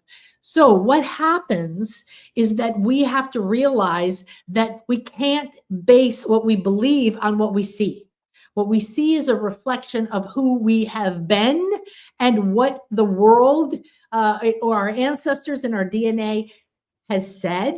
And now we are deciding to be the conscious manifestors of our life. And we have to allow it to change. Okay. So don't say, oh, well, look, there's the proof. Well, now you've just used your words to tell the universe, I want more proof that people are mean to me. You're starting to get it. It's very deep and incredibly powerful, yet simple. And that's why we have to come together and we need to reinforcing it. No one can break these old patterns without support of the divine or a community, and you will do it more powerfully and more quickly and more joyfully if you come together in community. Okay, anybody want to share any questions? Anyone want to share what your dream is before we dive into our activation now? I think what I'll do is, okay, we'll do that. Hopefully you're seeing me still. Seems like we're still connected. Luckily, we have solar panels and a battery because the power goes out a lot here, and there was a big thing that happened the other day. So, okay. Now, whoop, I'm putting my green juice on the obsidian and on the all-seeing eye because it will empower it. And when we're in Canada, we have a specialist who's gone all over the world. Whenever she feels called to an area, she goes. She doesn't worry about, do I have the money and should I do it? She said that's her spirit, and she activates the grids there, and she knows how she's going to guide us to activate the grids in Canada, which therefore activate the grids within our bodies and our realities and the world. So we're going to be helping the world too. And we're going to be programming liquids, that divine water, the artesian water that we have there, the purest water in the entire world is where we're going to be. That's very significant, by the way. We're going to be programming it like Dr. Emoto to create beautiful crystals of light. So when you put your liquid on something like this, it is clearing it, cleansing it, empowering it. And of course, then you speak your intention into that liquid. So you could take your dreams for your wishes, your new moon wishes, and you could infuse it into water or your green juice or whatever it is.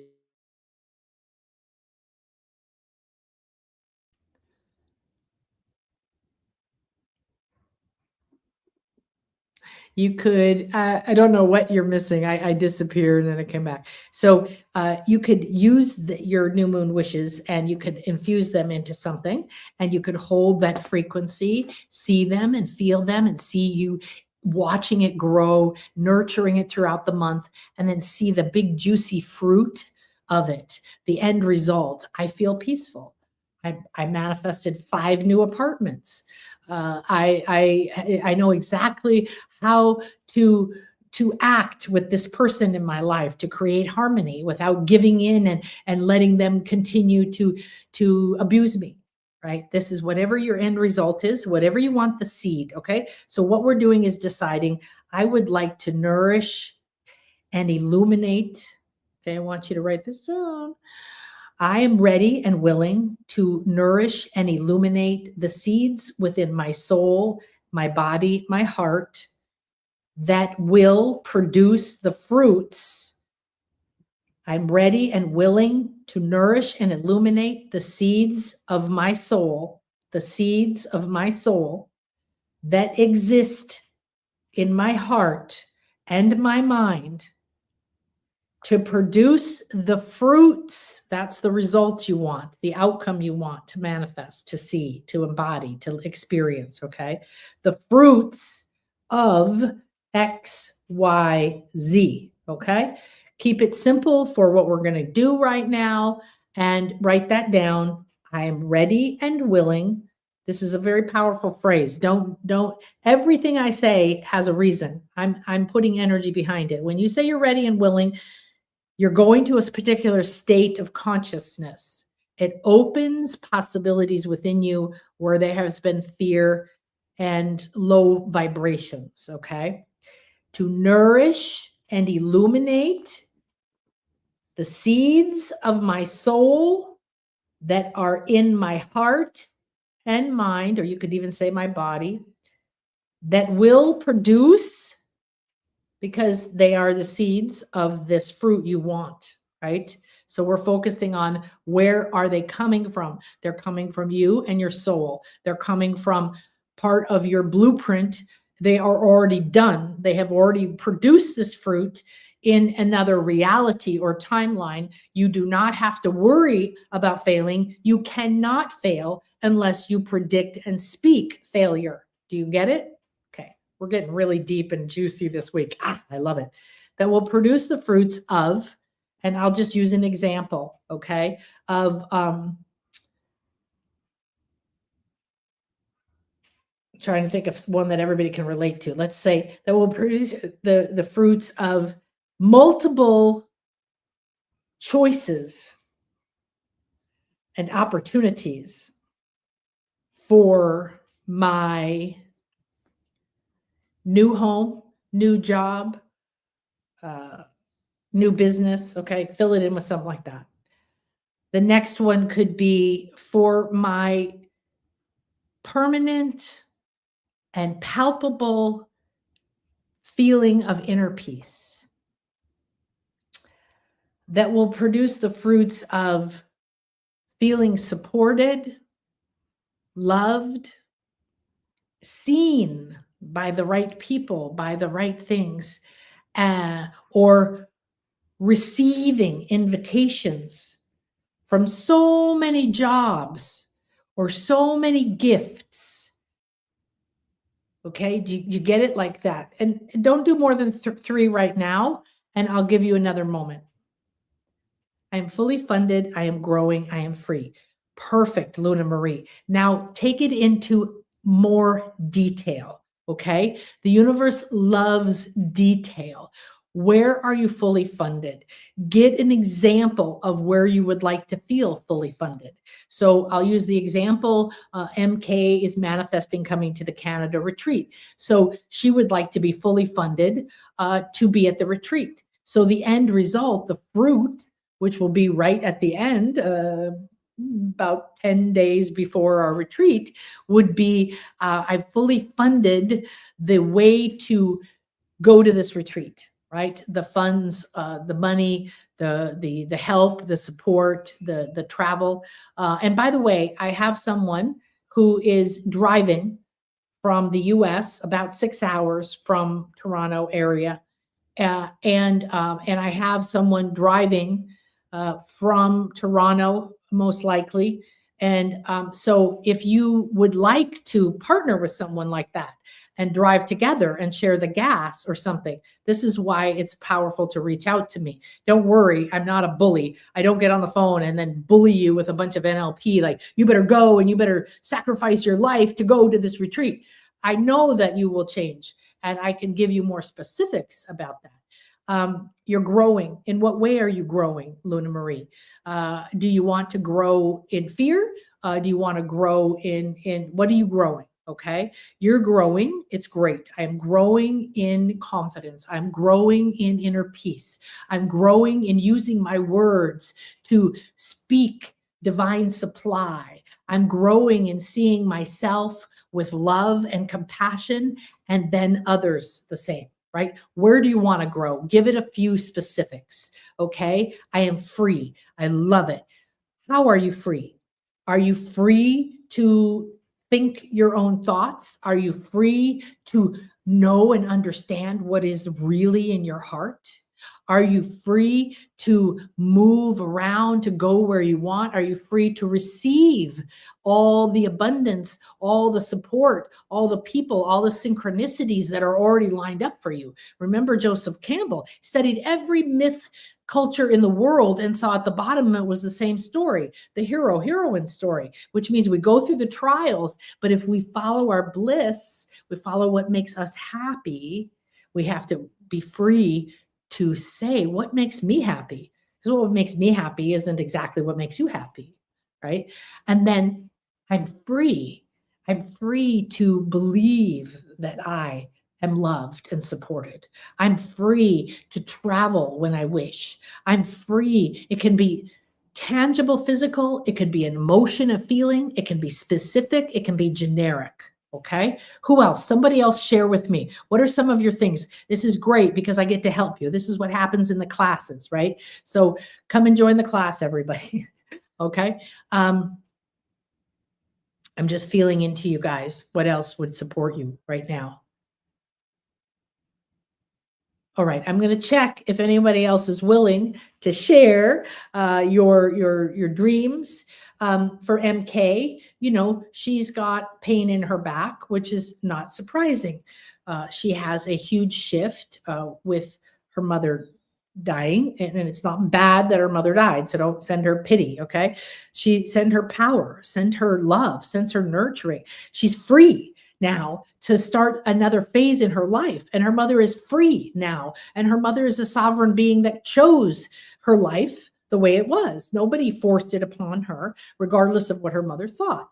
But she now gets a chance to process so many of these ancestral things that we carry that we don't look at. Ideas that, I can't do this, or I shouldn't do this, or I'm not like my family, and all of that. So it's a big, big opportunity for healing. A huge door is open for her. And she right now wants to speak the sweetness into her bones, the sweetness of the honeycomb. to give her vibrational strength, to release the memories in her bones from the ancestors that are cursed or suppressed or full of trauma or full of failed mother-daughter relationships. We all have these kinds of things. And she's speaking sweetness into her bones, into her body, and she's being kind and compassionate. So her thing could be in this next 4 weeks, as I move towards this, and the fruit for her is being at the Canada retreat, and she sees it. She doesn't see, oh, how am I going to do it, or all the barriers. She sees that juicy fruit. Okay, and we'll get some juicy fruits to have at the Canada retreat, so we can all sit there and go, let it pour down. Maybe we'll have peaches. I don't know what will be in season at that time, cherries, or I don't know, something really yummy. Okay. And so she wants to see and feel that she's nourished, that she's supported, that the divine angels or whatever she relates to, for me, it would be Grandmother Ishmukane. It would be Mother Moon holding me. It would be Ishel. It would be the dragons. They're going to be holding me. It would be something like the rabbit. Oh my gosh, think about being in a den with a mother rabbit and her soft fur and her holding you and snuggled together with all these other beautiful little soft heartbeats and the abundance of a rabbit. A rabbit is the #1 food for other animals on the planet. And it knows that, and it loves that, and it knows it's part of its divine gift to the world. So it abundantly produces many, many, many, many babies. And we have to get out of our mind of our humans of thinking, oh, how terrible is that? That is the rabbit's duty, its dharma, its decision, its divine gift to the world. But imagine being there, snuggled up. Oh, you know, my baby, my kitty, she lost her will to live. She was listless, and she has no visible trauma other than to her eye, which we're treating, but she had lost her will, as if someone had threatened and stole her soul. So I laid with her. I came down early in the morning and I slept with her on the couch and I held her. And we together nourished and nurtured each other. Cats are amazing healers. She's healing me every day. I was giving her that back. You can draw in the energies of the spirit, the essence, the feeling. Are you wrapped in violet? Are you held in the wings of a beautiful angel? What will nourish your bones, your structure, your support? And we could all use that, right? There's a rabbit family around here. Oh, how blessed you are. I don't get to see the rabbits. Almost everywhere I've lived, I see rabbits. When I leave my house, I see rabbits. But because it's all sand and then there's the beach, it's a bit of a environment. I have iguanas, lots and lots of iguanas and lizards, and geckos. Beautiful, lots of that beautiful divine energy. I love them. They sing cheep, cheep, cheep, cheep, cheep, cheep, cheep. So now peaches won't be in season. But cherries might be okay. Good, yeah. I'll ask Diana. Well, we're gonna do that. So because we're gonna be in a house, and I'm gonna provide lunch for you every day in Canada, but you're gonna have a chance to like cook your breakfast, or we can go out to breakfast or whatever. But I think I can't remember the first night.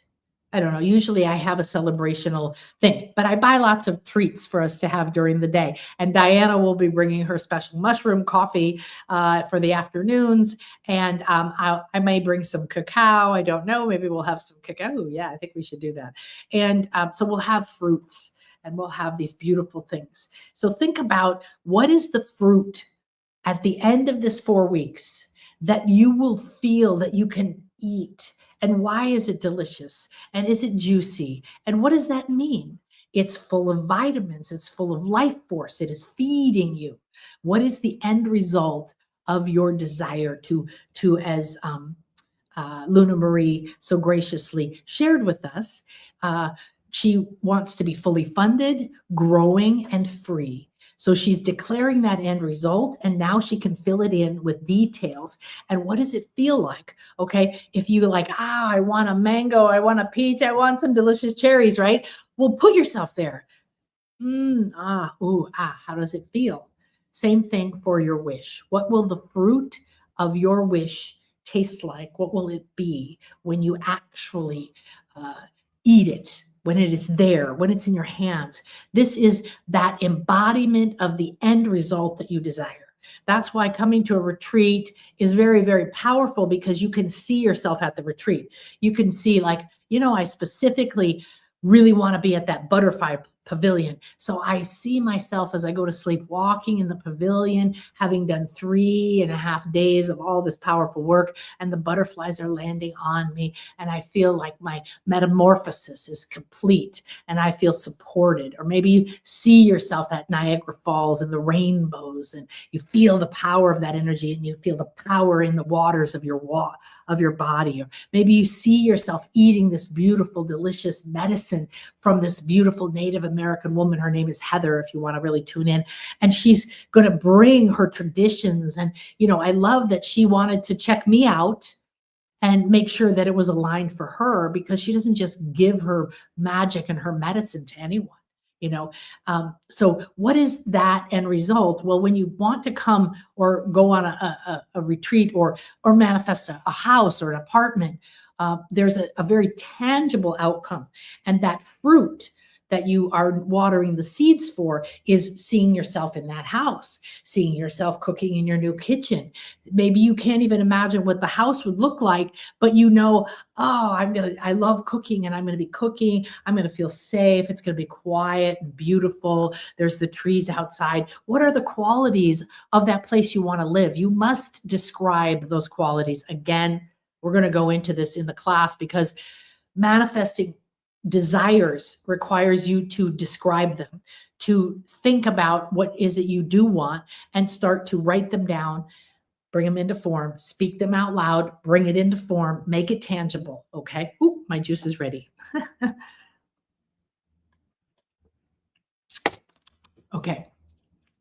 Hi, Ina. The fruit of walking with ease and grace and vibrant radiance. How beautiful. Okay. So let's all now see Ina, and we're going to see that she is enjoying the fruits deliciously, right? She's enjoying those fruits. They're perfectly ripe. They've already formed. They have come to fruition. They have manifested into her form, into her body. Excuse me a minute.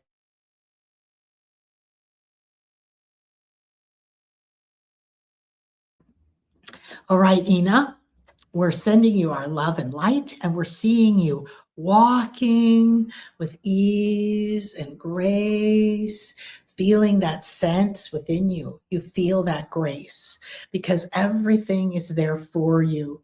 Everything unfolds for the highest good of everyone. That's what grace is, right? And easy. It's easy for your body to walk. You're feeling very strong, flexible, comfortable in your body. You're willing to be in that body. You feel vibrant. You feel radiating this calm, this ease, and this grace. And that vibrancy, sometimes it's very powerful, sometimes it's very soft.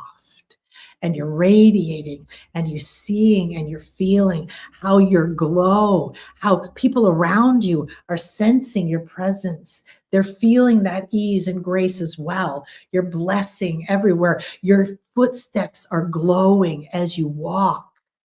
Wow. Ease and grace is within me. It is radiating from me. It is overflowing. And I water those seeds, because it is time now. I'm ready and willing to nourish and illuminate the seeds of ease and grace, radiant, vibrant in my body, in my heart, and in my mind. And I enjoy and accept these fruits now. And so it is, so be it. It is done. Now, beautiful. Thank you so much for sharing, you guys, because then I can interact with you and I can help you and I can see for you. This is what we're going to be doing in the class. Again, I keep saying that because it's going to be there in the shop when we're done. But why not get this boost in the next month? right? And the payment plan that's the best that's the easiest is 8 months of $46. And if you need something else, just let me know. Okay, I want to manifest it for you. Fantastic. Thank you so much. I hope that you all felt that, and you can take that and you can feel it for Ina. When we bless another, we're going to bless Ina for her walking with ease and grace and vibrant radiance. We're going to bless, we ask, we're going to bless MK with compassion and peace and love as she processes this very powerful and important moment in her life. We're going to bless Luna Marie that she is living her fully funded mission. She's free. She's growing in all the ways that light her up. We're going to see everyone here blessed. Victoria is blessed. And hi. Oh, good. I'm so glad you felt that. I think that's Deb, right?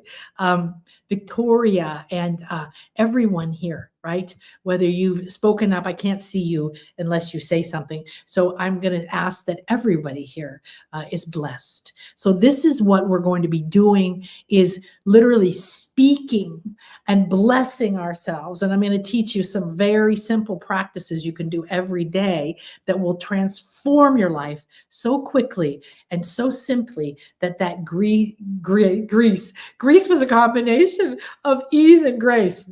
Grace, that's interesting. The grace and the ease is what we do, because grace is the antidote to the belief that karma is trapping us in patterns that can't be broken. Okay, so all right, before we finish, I do, of course, want to transmit something beautiful, but I promised that I was going to share with you an experience, and I think it's still relevant. So what we'll do is keep working on your declarations, your seeds. As you start to hear me talk, oh, okay, I'm going to use that idea. I'm going to see that. Oh, I felt that. Now I'm going to go and I'm going to write more descriptions. I'm going to go look up. I'm not very good. Is it synonyms? Yeah, synonyms to the word. So if you go look up ease or grace, what does it mean? And what are the synonyms? Those are other words you can use to describe that sense of ease and grace. And now you're illuminating the power of that word and the entire history of that word. And every time it's been used comes to your field. There's just so many deep secrets about using your words and creating your reality that I want to share. So I'm going to share my massive breakthrough, and I'm going to let it open the door for us to go into an activation for nurturing these beautiful seeds in the new moon. So I felt like a dragon inside of an egg, and the dragons are always a part of my life. They live here in the cenotes, in the caves. Underneath every single pyramid they're all built on these sacred caves, water caves, pure water caves. We go into them when you come here. I also do private pilgrimages for you, or you and a partner, or you and a small group of friends. So if you feel like you want to come here, those are really powerful. And I choose the places we go and the ceremonies and the things we do just specifically for you. So the dragons are masters. And when we call Kuan Yin or Buddha or Jesus or I don't know, pick anybody, Mary Magdalene, who have walked the earth, they are dragons. That means that they have mastered all the elements, earth, air, fire, and water. And we're being offered to master fire now, right? Because we're in the fire year. And the fifth element, which is ether or the Akasha. And when you master that fifth element, now you walk. So when I say Ishel has the serpent on her head, it is showing that she's a dragon, that she's a master that has mastered all those things. So we can, a lot of people relate to dragons, and they've really come back in our consciousness. Yes, they are very real. Sometimes they look like what we think a dragon looks like, and sometimes they don't.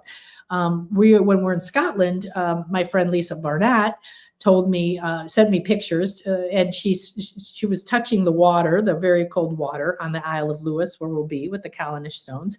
And she said the water dragons were so palpable. She goes, they were just right there in the energies of the waters. And of course, we're going to be on the Isle of Lewis, Harris, and Skye, completely surrounded by the waters up there. So we're going to be working with the water dragons. They appear many different ways. I have a deck called the Garden Dragons, and they're dragons of tomatoes and dragons of basil and dragons of all different plants. And that means the essence, okay? So dragons of fire, air, water are awakening to remind us that we too are dragons. We are masters on our path back to mastery. And that's why I want this class to be given to everybody. I wish the whole world would show up for this class, because we can then take a quantum leap. So I'm going to share how it's time to break out of the egg of the old self, the old fear, the invisibility, and rise into our true power. We've talked about that for days and days this week. We've talked about the retreats giving you that. We've talked about this class giving you that. I've given you a lot of wisdom. So I'm going to drop down now into my experience and share with you. I'm just feeling... Yeah, possibly. Okay. I'm just feeling into if there's an image for me to share. Okay, we'll do that. That sounds good. Okay. I talk to myself because I'm talking to spirit all the time. Yada, yada, yada. It's so much fun to talk to spirit, because you're not alone ever. Okay. So this is from the Prosperity Magic Oracle class, but I also have a lot of other things here. And I'll just share this. These are in the shop if you want them. The alchemy is an activation. It's a meditation. And I did these for the beginning of this year for the Phoenix, and you can get those in the shop. So I also did some shows here. I don't know exactly what they were called, talking about the sacred feminine dragons. What does that mean? That means the sovereign beings that have lived, that have embodied the divine mother. So this is a representation of white buffalo calf woman who embodies that. But this is you.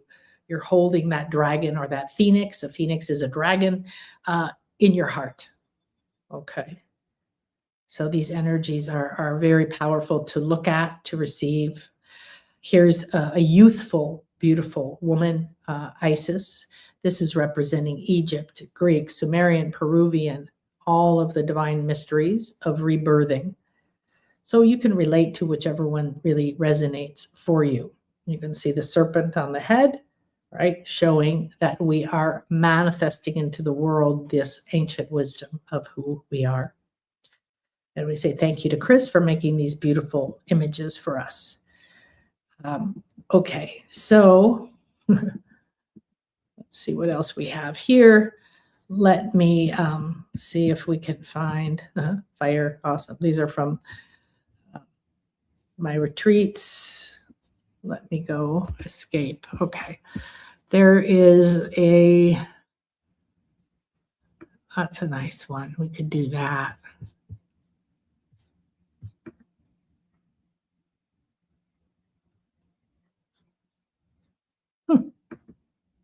Yeah, let's do this one. So here's a couple of more that we made of Isis, Brigid, Morgana, Vivienne, the Lady of the Lake. They're all dragons. They all embody, and they're all available to us because this one's the moon. How beautiful is that? So you can just see, relate. Perhaps you feel them with you. Perhaps you want to call on them. You can see the ancient stones around these beautiful beings, like when we're in Scotland.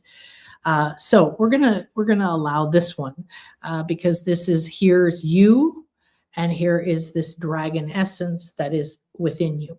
So we have a golden egg around us of our light body, and you may have perceived it. It really sits under your root.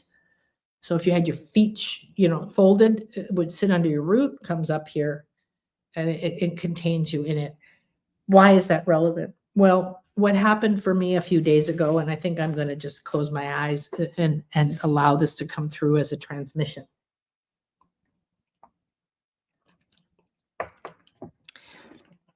I'm constantly doing my work, my path. I'm constantly asking, studying, refining my own words, refining my feelings, asking to have revealed to me the wisdom that is optimal for me to use in my life, to be an embodiment and an example of what is possible in the world, to radiate light, to strengthen me, to be unaffected by the outside world, opinions of others, and past vows that I've created, and all the 45 years I spent of my life, or 40 some years, believing I wasn't good enough and speaking lack into my life.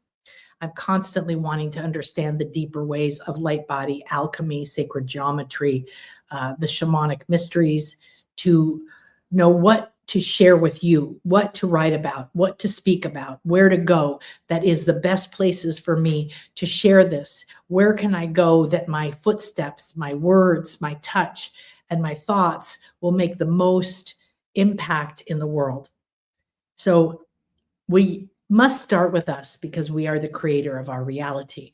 And when we are self-absorbed in a victim mentality, or feeling weak, or obsessed with that I'm not powerful enough, it is a detrimental and disempowering way to focus on ourselves. So this is why we want to start to shift into a powerful way to focus on ourselves, because we are the only creator in our lives.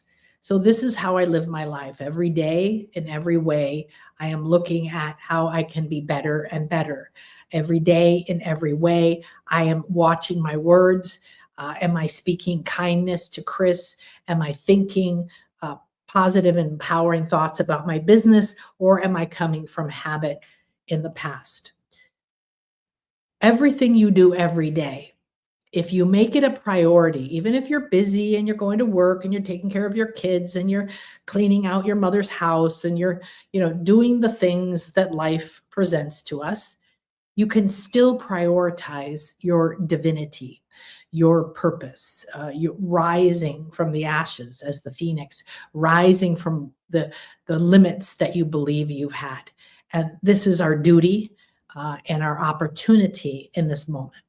So because I've made this my number one priority for so long, and I teach it, I have the unique opportunity to work with people and see you change, see what works for you, get that feedback in the classes, in the private sessions, in the retreats, and so on. What happens as we move through our day-to-day lives is we are creating in every moment. There is only the eternal now. So what happens if you are speaking in this moment against yourself, or you are giving your energy or power to lack, limitation, to weakness? You're believing your body is weak and diseased and you can't do the things you want. I'm not saying ignore if you have a condition that needs nurturing, that needs care, but question it. You caused it, you chose it, you created it. What's the gift inside of it, right? What can you start to do and affirm that your body is strong, that you do walk in ease? So every single day, regardless of whether you feel you have made a difference, you have changed, you are starting to see the things that you wish for, you are manifesting your dreams, you must not interrupt your path just because the seed is hidden in the dark soil within you, growing out of sight. Believing when you see it is backwards and will never work. You must believe it, give confidence to it, and then you will see it. So when we develop these beliefs, we read positive things every day. We speak the words. We do this work. We follow spirit as it says, hey, today, take the day off and sit by the lake. Hey, today, even if you broke your leg, sit in your house instead of feeling frustrated that you can't do anything, and say, what is the gift of this moment?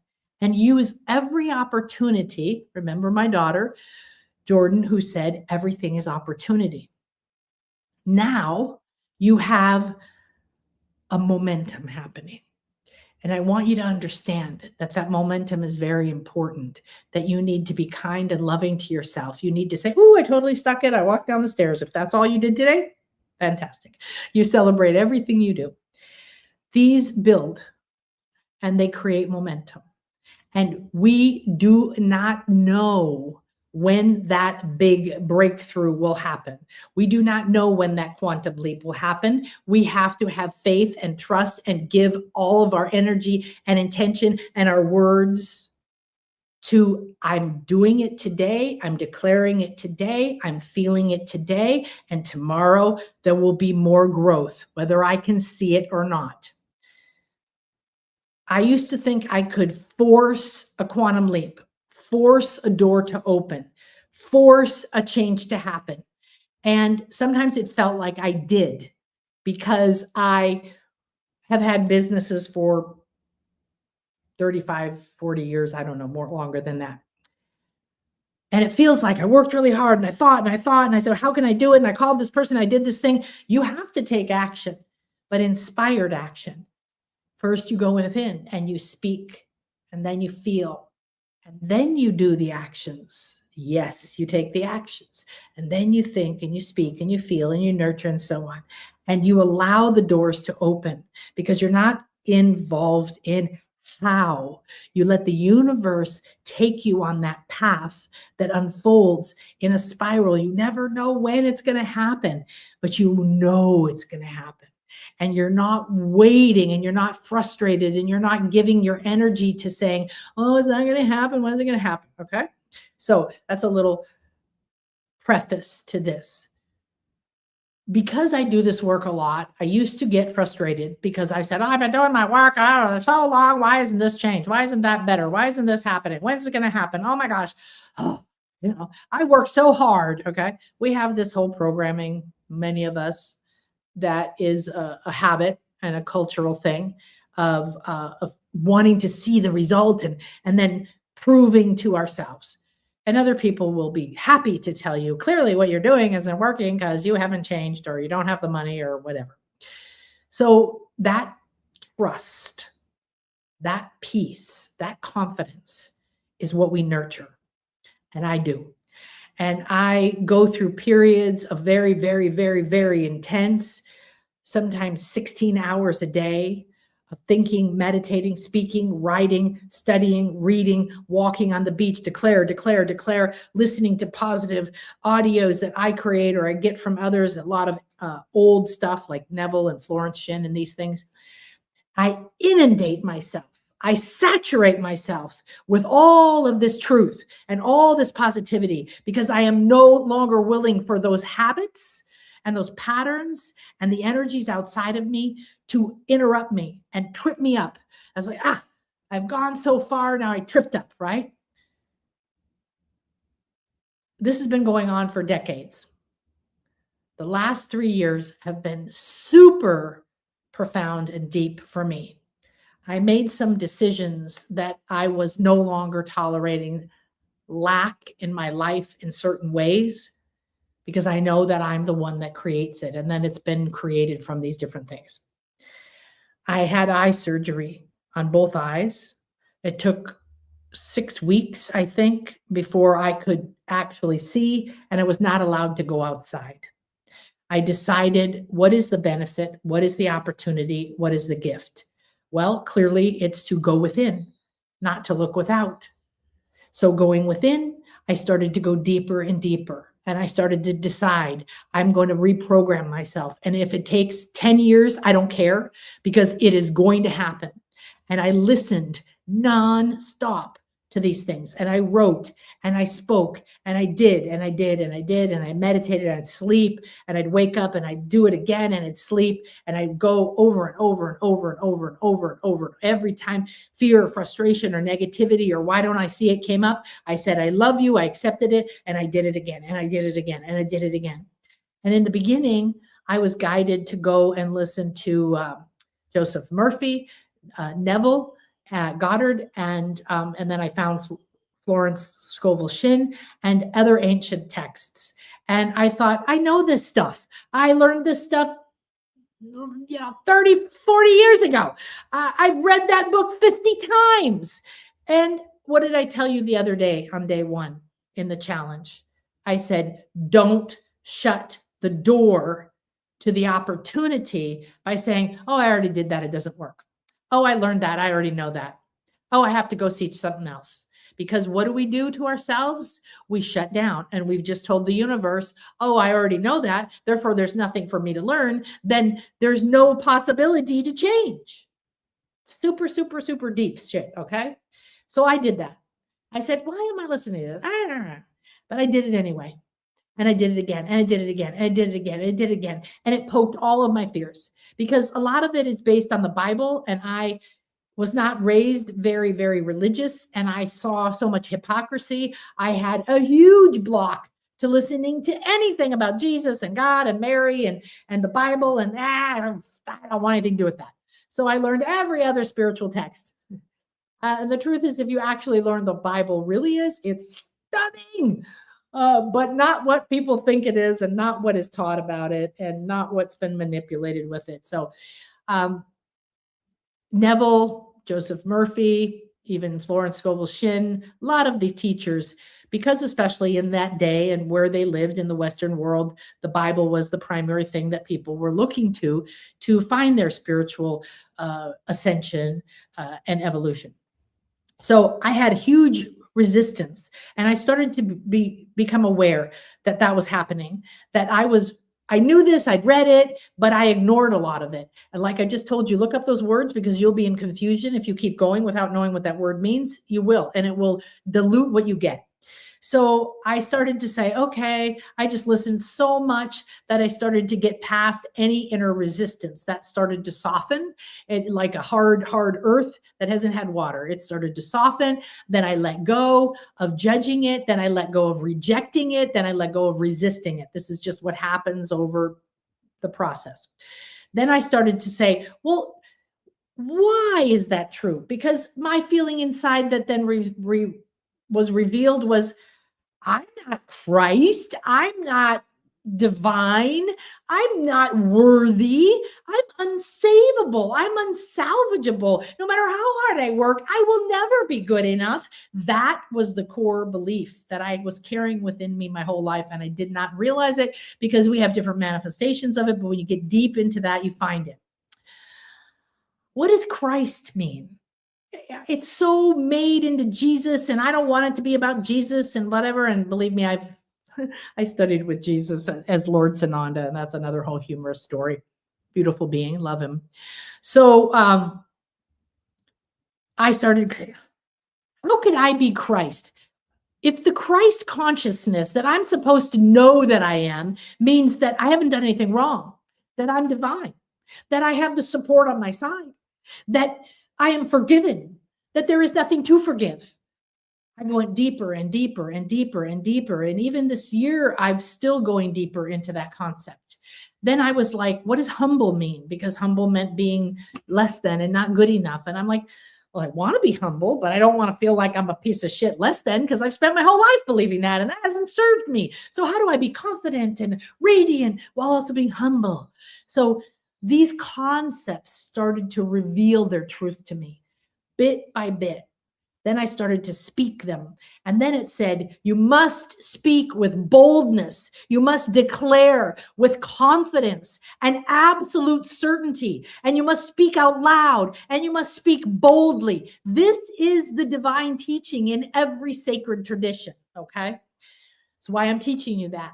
You can see now I am doing that. But even just 3 years ago, despite all the decades of work and all the wisdom I had, all the things I'd manifested, I was stuck in that point. I knew that there was dark energies that hold on to us, entities and energies that glom to us from other people's negativity projected to us.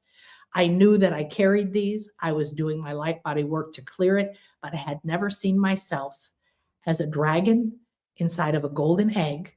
And the outside of that golden egg was covered in layers and layers of thick, dark goo.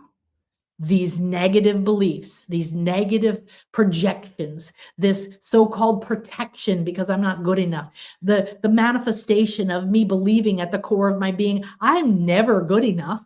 I just have to try to survive this life by creating a little bit of happiness as I go, but I can't keep it because I'm not Christ and I'm not forgiven and I'm not divine and all this other shit. So this is my story, okay? Maybe you will glean something from it. I don't know what it is now. A week or two ago, I had a massive quantum leap, a massive transmutation, a metamorphosis, whatever you want to call it, at a level that I couldn't have imagined, that I didn't know when it was going to happen, that I've been craving, that I've been wanting, but I couldn't force it to happen. I had to change my inner frequency by doing this, by committing to it, by being that dedicated. And I'm not telling you that if you can't spend 16 hours a day doing this, you're never going to have a breakthrough. I'm telling you what I did. And maybe you're not digging yourself out of this level of I'm a piece of shit that can never have what I want. But that's basically how I've been walking through life. And yes, I got better over the years, of course. And I went from not being able to say I love myself and so on and so on. But don't try to validate yourself. You are where you are now, and you want to be here now and accept where you are now, because then this happens. So I've been doing this nonstop for 3 years, going back to some of these old teachings, ancient teachings. Why? For me, because I knew they weren't trying to trick me. They weren't an influencer. They weren't trying to bully me. They weren't trying to NLP me. They weren't trying to force me to buy something. I didn't trust people. And I've been through a lot of things in this life, coaches and courses, and I've paid up to $6,500 a month to a coach to get what I thought was the secret, only to manifest being abused and belittled and told things that actually created more self-sabotage. That's just what happened. It's not his fault. It was my path. I don't blame anybody. Okay. I can make a choice though. So I found all these resistance. I found the trauma I had from being in the coaching world and seeing behind the scenes all these people were lying and they had no real success, and they were getting their clients to get on stage and lie about how much money they were making, when I'm sitting next to the accountant who's saying, oh my God, that person's almost broke. They didn't just make $10,000. They're friggin' lying, flat out fucking lying. Okay. I was super traumatized by that because I'd risen myself up and thought I was going to be successful. And then I realized I was in a den of devils, whatever you want to call it. People who were trying to, no one's bad. Everybody's on their path. So I manifested that. Why? Because I believed that people were untrustworthy, that I was unworthy, that there was no real good stuff.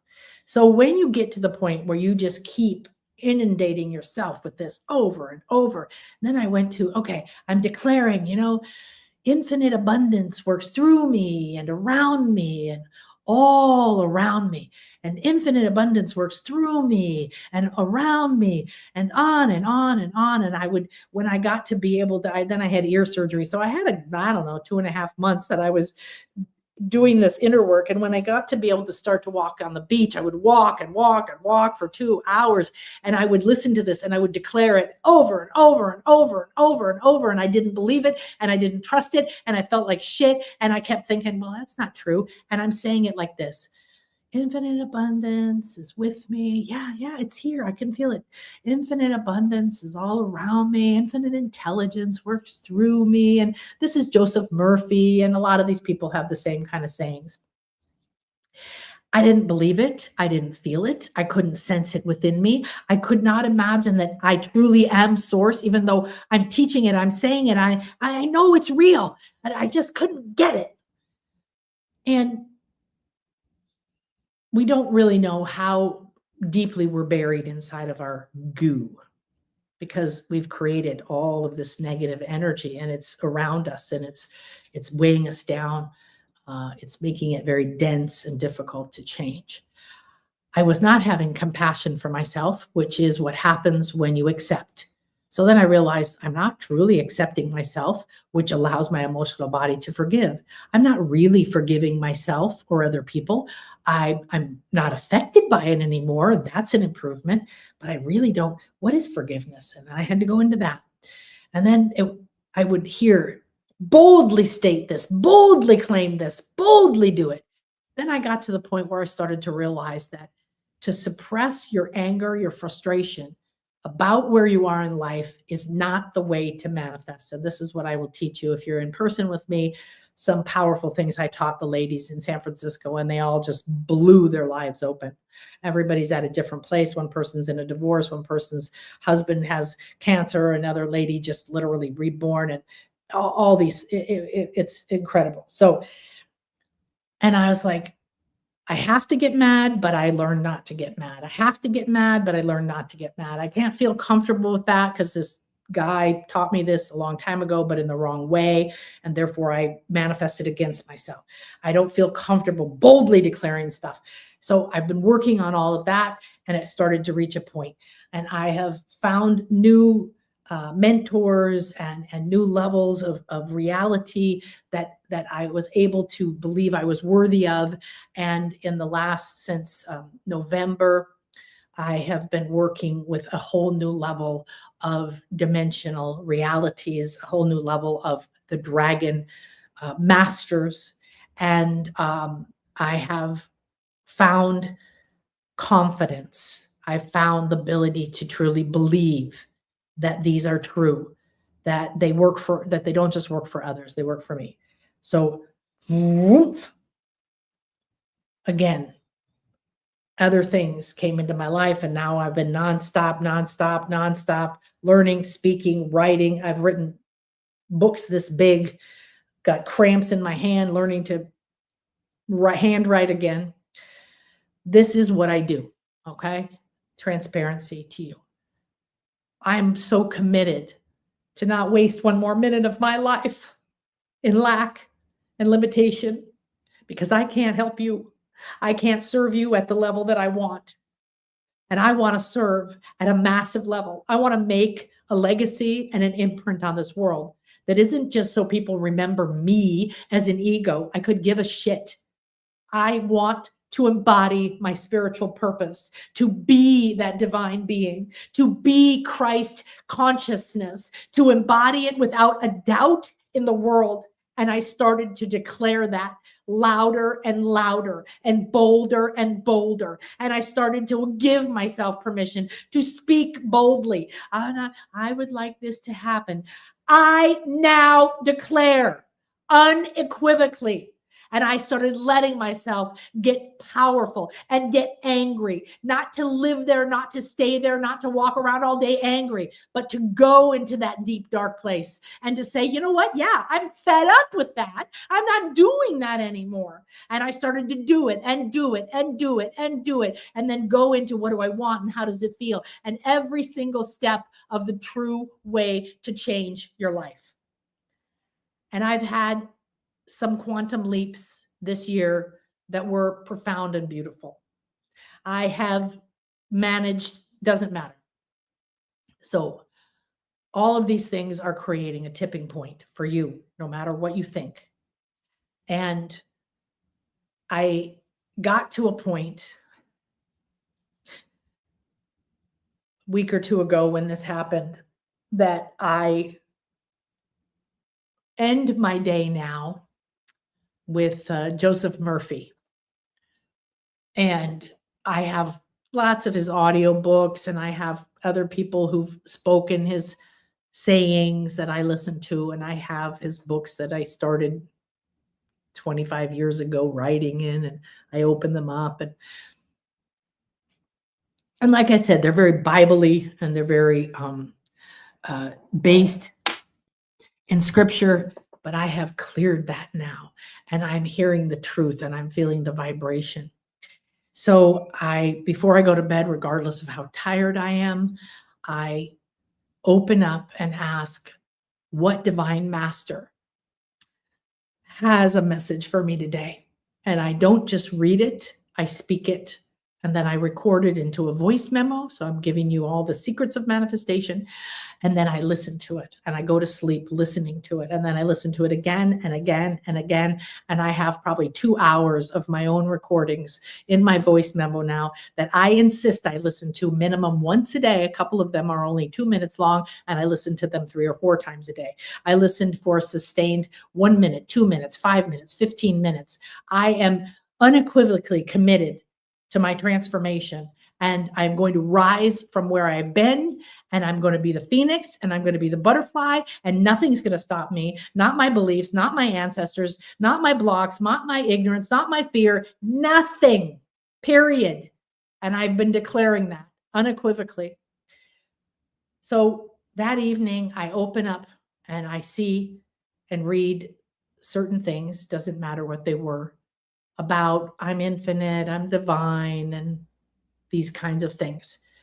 And something triggered me. Something I've read 1,000 times, something I've spoken over and over.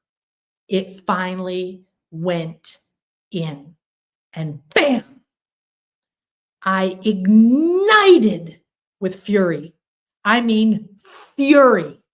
I stood up, I threw the book down, and I said, "Are you fucking kidding me? No way. No way. I'm not doing this any longer. Oh my gosh. I now see how, at the core of my being, I have blocked myself from living my divine spiritual purpose. And it's all I care about. And it's what I speak about. And it's what I write about." And I ran to the bathroom and I spent an hour or more screaming into the mirror, looking into my eyes, screaming and yelling and verbalizing with words. I get it. I'm not doing this anymore. Oh my gosh, I've been doing everything and standing right here next to my divine purpose. It is my duty to prosper. It is my spiritual agreement to be this teacher, to be prospered, to be seen, to be allowed to speak on the top podcast, to go here, to do this, to have a best-selling book, and on and on and on and on and on. And I let it pour out of me, and it just didn't want to stop. Honestly, I probably could have gone 5 hours. And what started to happen? Because for me, I don't know what your trigger is, but for me, I suddenly saw, I want to live my spiritual purpose. I want to be this divine spiritual teacher. I want to be self-realized. I want to help the world. I want to affect everybody. Well, yes. And I've been saying that, and I've been doing that, and I've been teaching that. And many of you know that a year ago, I was on a pyramid doing ceremony for 5 hours at night with drumming and the spirits and fires, and the spirit circle that was there one of them stood in front of me and made me stand up and said, "Will you agree to your purpose?" And I said, "Yes." And they said, "Will you be a self-realized spiritual teacher?" And I was like, "Well, yeah, I'm already teaching. What the hell?" And I stood forward and I took that agreement. And since that moment, Spirit has been throwing in my face day in and day out, where I am speaking lack, where I am judging myself, where I am judging others, and showing me. And I realized it wasn't that I'm not a spiritual teacher. It's that I'm not self-realized to the degree that I want to be, that I decreed to be, that I agreed to be, that I have to be in order to have the impact in the world. I used to ask Paramahansa Yogananda, who formed a self-realization foundation, who's a very deep guide. It was the first meditation I ever did, was get initiated into Kriya Yoga, and had no idea what was happening to me. I said, "How did you create a movement that is still changing lives 125 years later?" And he came with me and he started to show me, that's what I want. I want my legacy to not be about me, me, me, me. I want to inspire, uplift, and create a legacy of teachings and whatever else way I do it that will still be helping people find their light, find their love, find their truth, find their heart hundreds of years from now when I'm in another body. I want that. That has always been within me. And when I realized that I am God, goddess, source, that it is absolute truth. It is literal. It is actual. I'm not this unsavable, pathetic being that I've been acting as and operating as and living as, that I got so mad, not mad like blaming, but mad because that energy was released now. The truth was released now. And I decreed and I declared and I emitted and I created an explosion. I became the phoenix that burned down everything I have ever believed about me that limits me or prevents me, whether it was people or money or whatever. And I burned it down. And that explosion happened. And I knew when it was happening that I was having a quantum leap. I knew that I was never, ever, ever, ever, ever, ever, ever going to come back and be the same person. That an hour later, 2 days later, 3 weeks later, I was not going to go back into my old habits, which is common for all of us. I was not going to, oh, I hope this lasts. No, I knew unequivocally in that moment, I just burned the bridges. I just burned the ships. I just burned down my entire concept, self-image, and every single word I have ever decreed that created me as weak, as powerless, as separate from source, as unworthy, and every other limitation that I have embodied and manifested and projected and experienced in this life and every other life. In the end, I suddenly realized in the middle of this process, it wasn't a like, oh, I wish I was a dragon. I did not think any of this. I did not come up with this. It wasn't my happy little metaphysical mind that wanted this. This exploded from me. And suddenly I cleared so much dense energy that I had manifested around me that I was a dragon inside of a golden egg, all curled up, fully formed, wings and everything. And I was inside that golden egg, but around that golden egg was like I had been buried in lava and mud and clay and goop and negativity. It was thick, thick, black energy. So that egg of my soul, that truth of the dragon, the master within me, that I am, regardless of whether I ever understand it in this life, it is what I am and it is what you are. And there is nothing that can keep you from it if you start to decree that you're no longer willing to live that way. And pretty soon, I just noticed it because I was in the process of explosion and burning and everything else.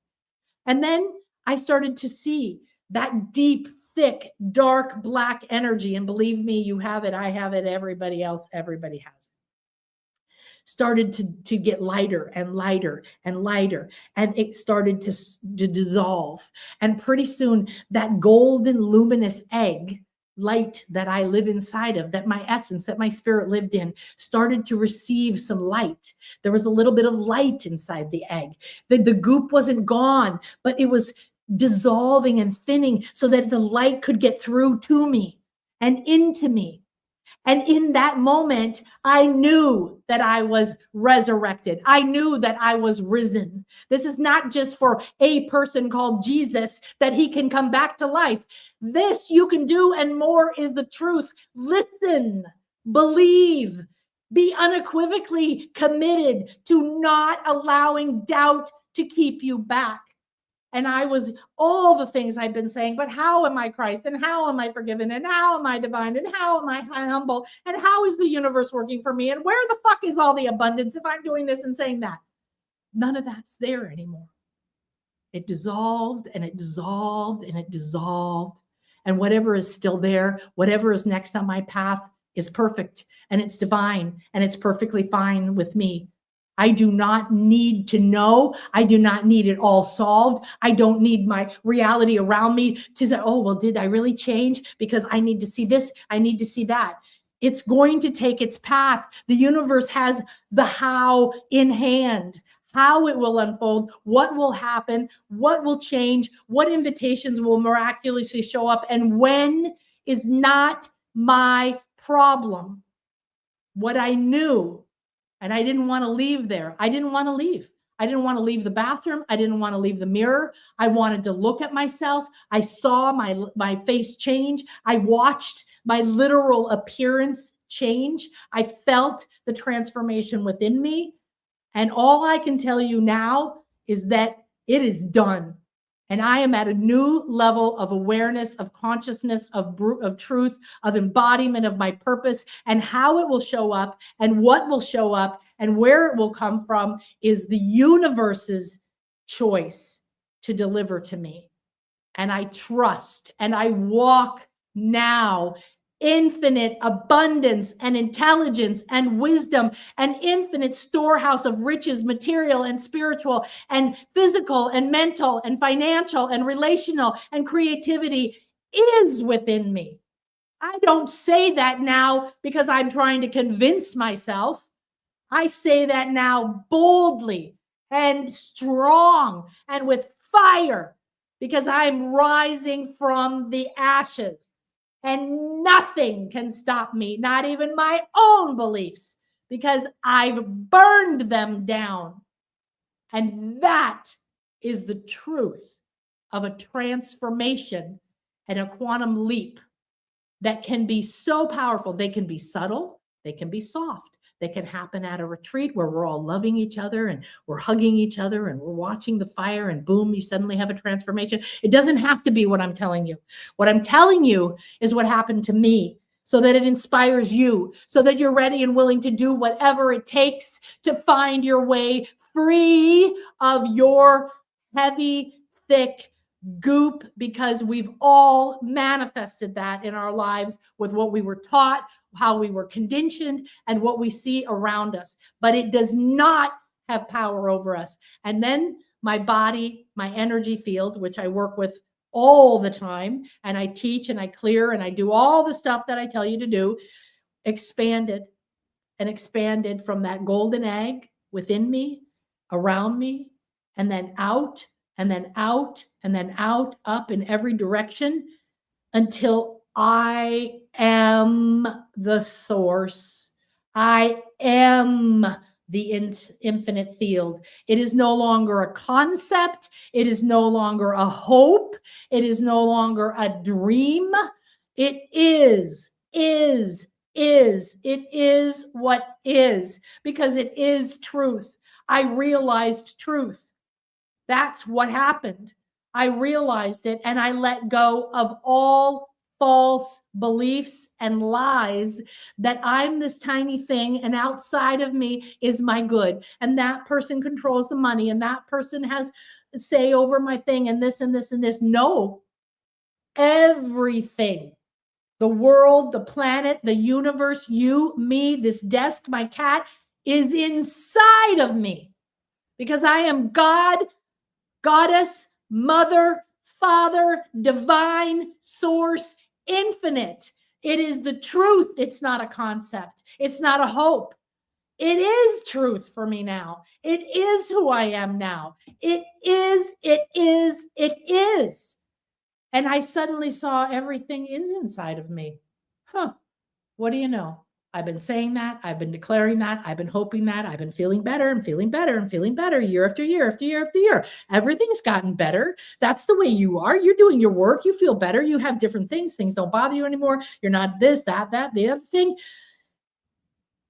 That blew it out. And the reason I want to share that with you is because I now know I don't hope. I don't dream. I don't wish. I know. And that's where you are going. You will know that you are divine love. You will know that you are infinite. You will know that every wish, every dream, everything you have ever imagined is already done. It is already here. It is at your fingertips. It is at the tip of your tongue. How you find your opening is your path. But I know. So now when you come in my radiant field, I'm not a nice little spiritual teacher who has a lot of smarts and intelligence and have learned a lot and have been through a lot of breakdowns. And so I have compassion and I've turned my pain into my wisdom and all of that.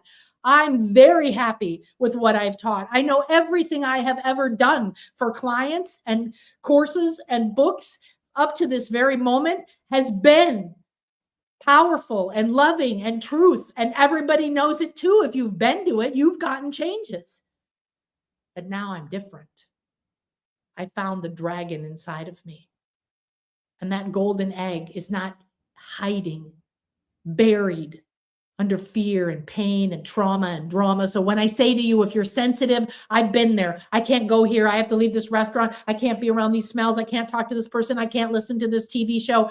I have been there. I've had my daughter die. I've lost all my money. I've been disowned by my family. I've manifested so much of this trauma. But it doesn't have any power over me anymore. Don't you want to be there? Then get into the radiant field of the people who know unequivocally and can see where you are and hold you and love you and see for you your infinite self. Because for my entire life, I have had the gift of being able to see your truth. I can see that you're a radiant being. I can see your magnificence. I can see you as a healthy being. I've always been able to do that. Now I know that it's true. I don't hope. I know. I also know that you have to do your own work. You have to be the one to say it and do it and get up. I can't be there in the morning waking you up, say, think positive, do this, do that. Don't say that negative thing. Don't go to that thing. Don't believe the doctor said you, blah, blah, blah, blah, blah. You have to be the one that does it. But you have to have within you that burning desire, that absolute commitment that you will realize your true spiritual duty, your agreement with the universe to manifest a world of riches and love and light and abundance and beauty. And you have to deny the existence of all the shit that we've seen and we've experienced. It's there. I have to play that game. But it's just a fucking game. And I'm not giving it my power anymore. And I'm not speaking it and speaking it and speaking it and speaking it and speaking it. And then when I stopped speaking it, I was carrying it and carrying it and carrying it and carrying it in my emotional field. Well, I blew that shit out. And I can tell you that there is nothing anymore that will hold me back from being the absolute divine self-realized spiritual teacher. And yes, I have much more to unfold. I have much more to embody. I have things in my life that are going to have to unravel and change. And that's just the way it will happen. It will manifest. Just because I had the breakthrough doesn't mean that tomorrow, today, I walked outside and piles of gold are here and 80,000 clients are there and I'm a best-selling New York Times author and all this other shit. It means that I no longer hold myself back, weigh myself down. I see all that negative energy that I've manifested through my beliefs and my path and my words. And I've chosen to have that breakthrough. And I got mad because I suddenly felt that divine within me. And it's a knowing. And if you are listening to this and you think, wow, aren't you egotistical? You think you're divine. I don't care. Think that if you want. That's blocking you. It has no effect on me. I want to create an environment in my classes and my retreats and in my private clients for you to be in the radiant field of what I've just experienced and all my other wisdom and all my other knowledge and all the other stuff I can do. I'm an incredible shaman. I can travel dimensions. I can find your soul. I'm an incredible psychic and reader and priestess and energy worker and all that stuff. I learned it all and I've reaccessed it all. And now it's just exploded to a new level of power in me and in my life. And I'm sharing it with you because it's time that you understand what it actually takes. Don't follow these people who say, do this one meditation and you're going to be a millionaire tomorrow. Okay, fantastic. That meditation makes me feel good. I can dream. What's the next step? What's the next step? Don't give your power away to anyone, even me. And decide you will make choices with discernment of what you listen to, what you feed yourself, and what you say, because you are planting seeds. And if you need to get mad and do it inside the container of your divine light and your love in your house. Don't project it onto other people. Don't explode onto other people. I'm stressed and I'm tired, and so it's okay that I spew my frustration. Don't do it. Control yourself. Declare you're a master.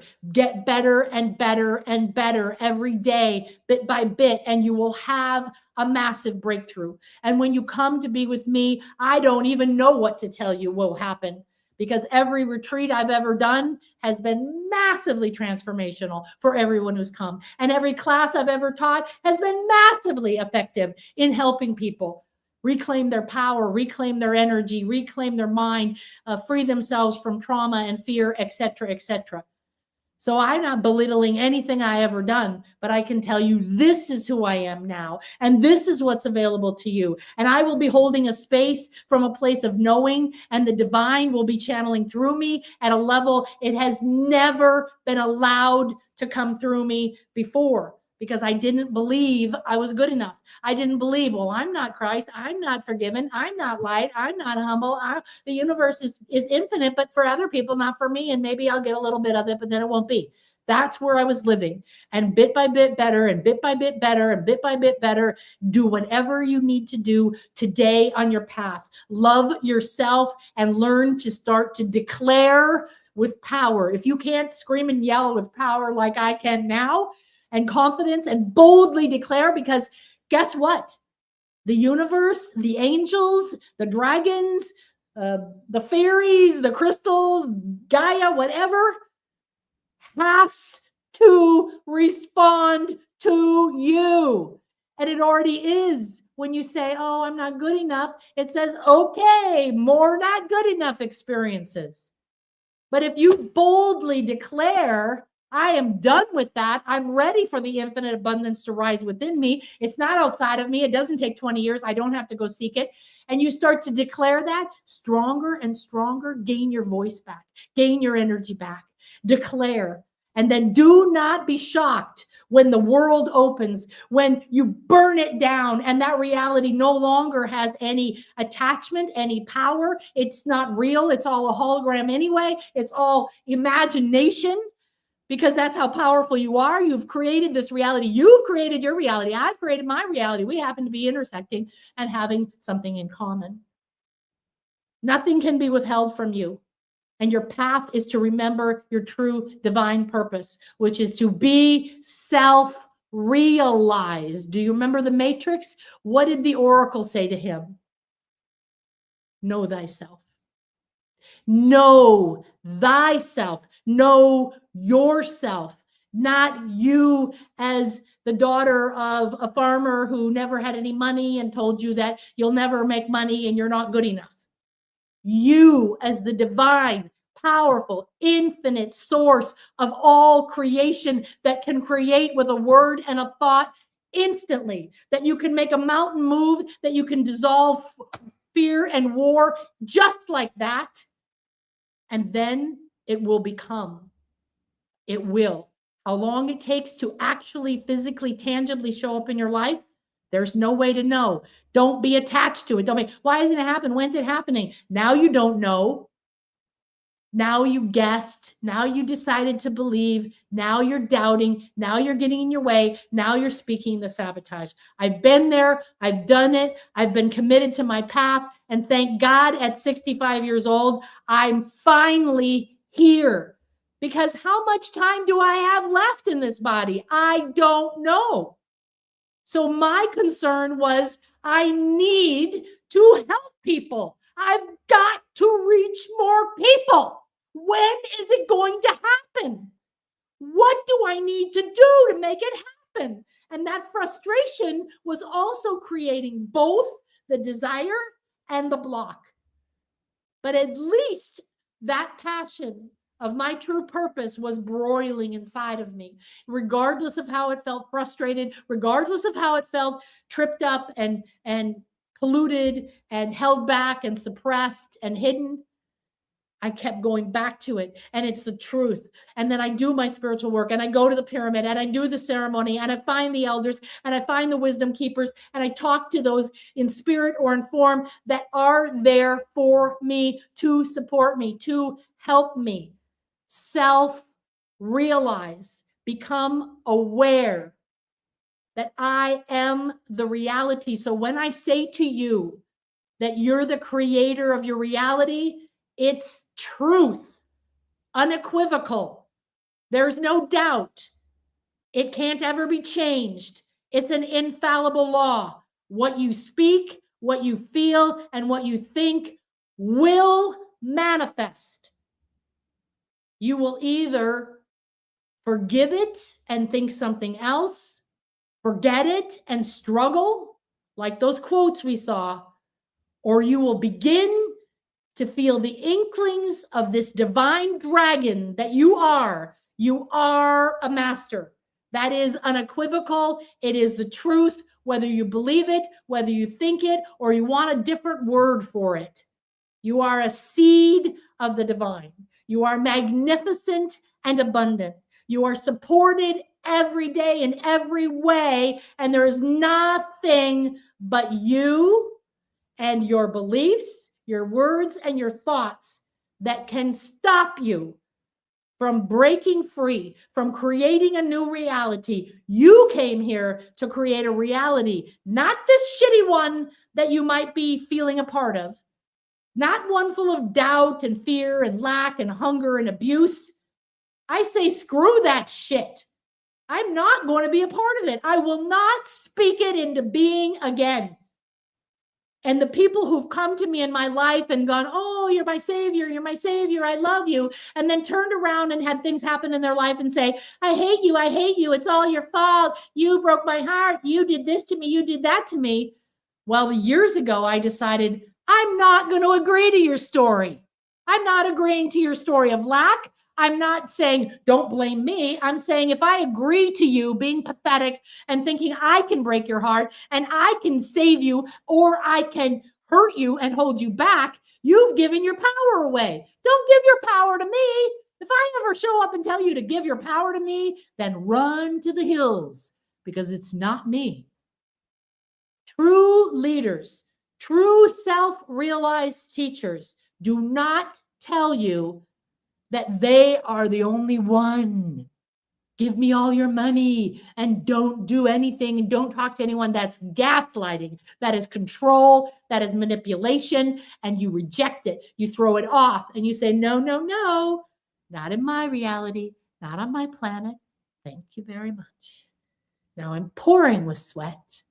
I appreciate so much that you've given me the space to share this and express this.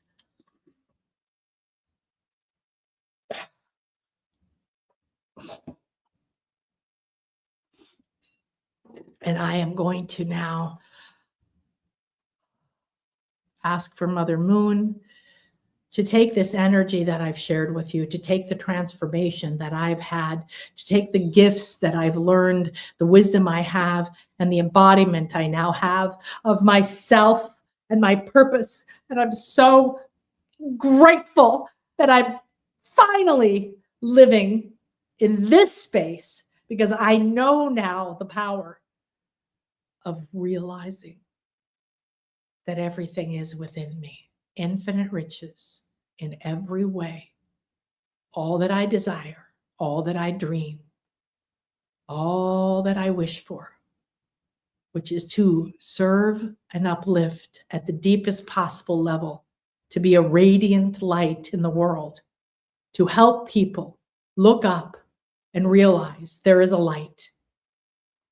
We now call on Mother Moon, and we call on this dark moon, and we call on Medusa, and we call on Mercury, and we call on Mother of all, and we say, yes, in this moment, I am ready and willing to acknowledge, to decree, to command, to declare, and to agree that I have within me the seeds of the greatest good.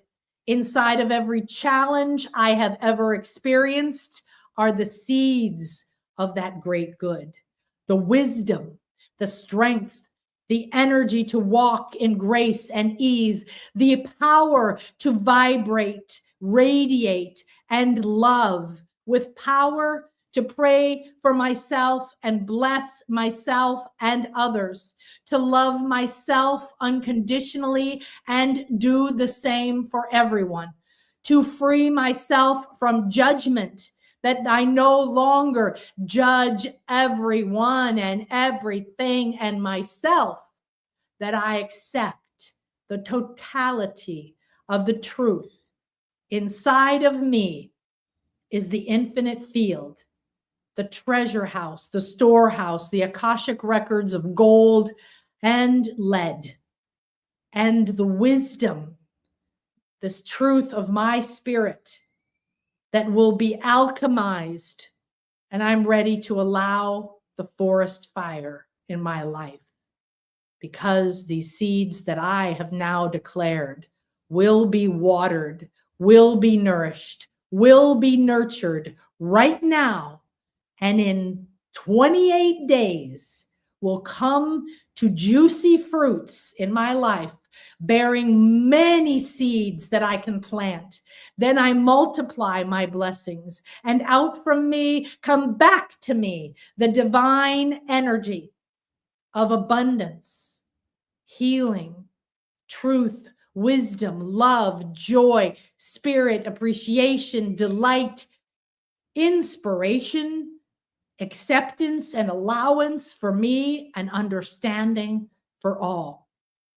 And with this shower of light, I receive it. I let it come from within me, from beneath me, in the depths of the heart of the earth.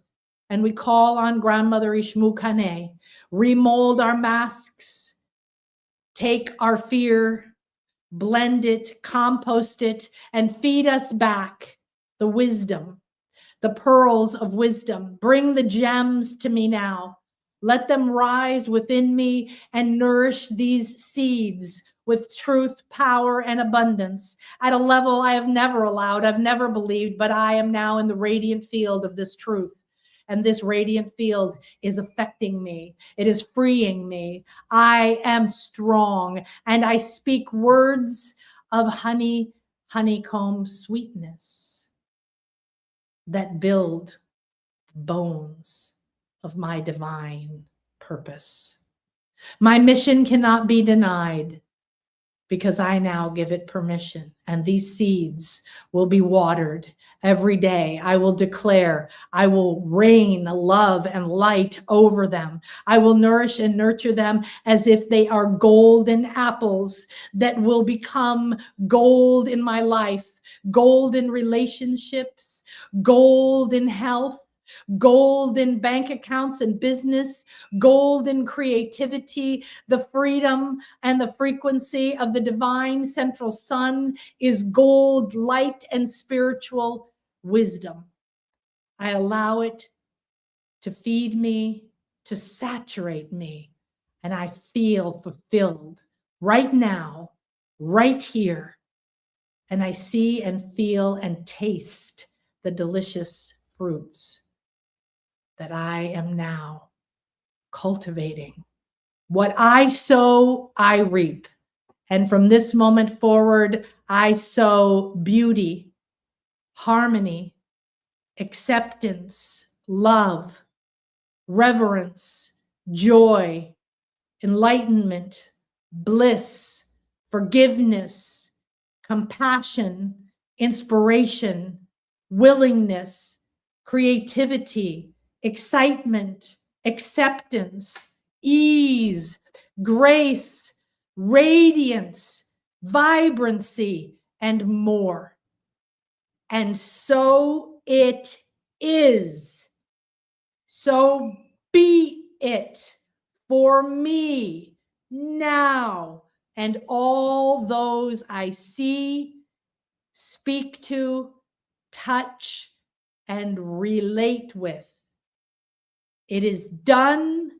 It is here. It is mine. It is truth.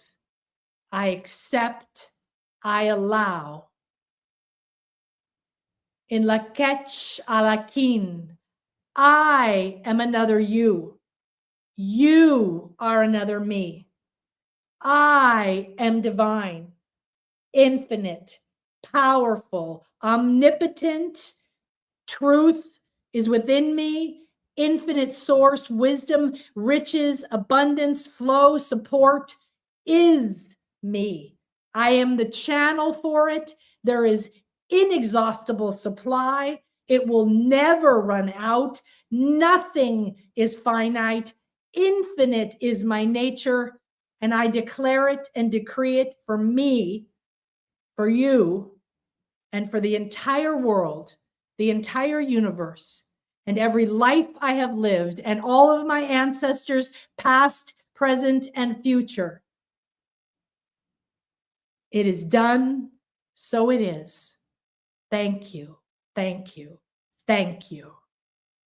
And that's how we speak and create our reality and activate divine supply. Fuck yeah. There we go. Namaste. I almost don't even want to open my eyes, but I will. I offer you this and thank you for witnessing it. It isn't important to me that I shared that. It is important that I shared that because when I was wallowing in pain so much of my life, not realizing that I believed at the core of me I would never be good enough, and it didn't matter what I did, I would never truly succeed for very long or be allowed to be abundant, that I wasn't worthy, I wasn't Christ, I wasn't forgiven, I wasn't any of these things. But I was trying, I was seeking, and I was seeking because the pain of loss, the pain within me, the pain of the death of my daughter, or the end of my marriage, or the loss of all my stuff,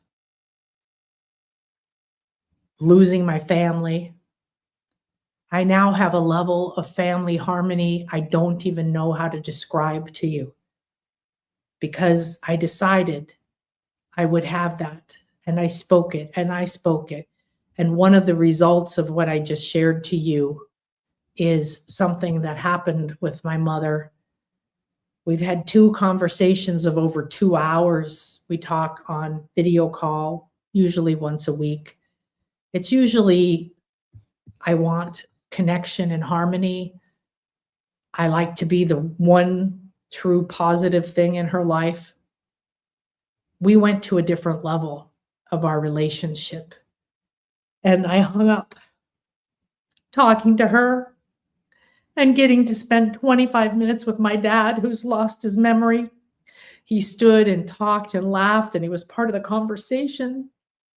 And it was so beautiful. And I was so grateful. And I'm grateful for everything in my life. I don't judge it. I wish it was different. Yeah, I can wish, and it will change. And yet I can also accept what is. I was adopted, and I'm not like my family. So as much as they loved me and wanted me, there was a lot of conflict in my life because I'm not like them, and they wanted me to be like them.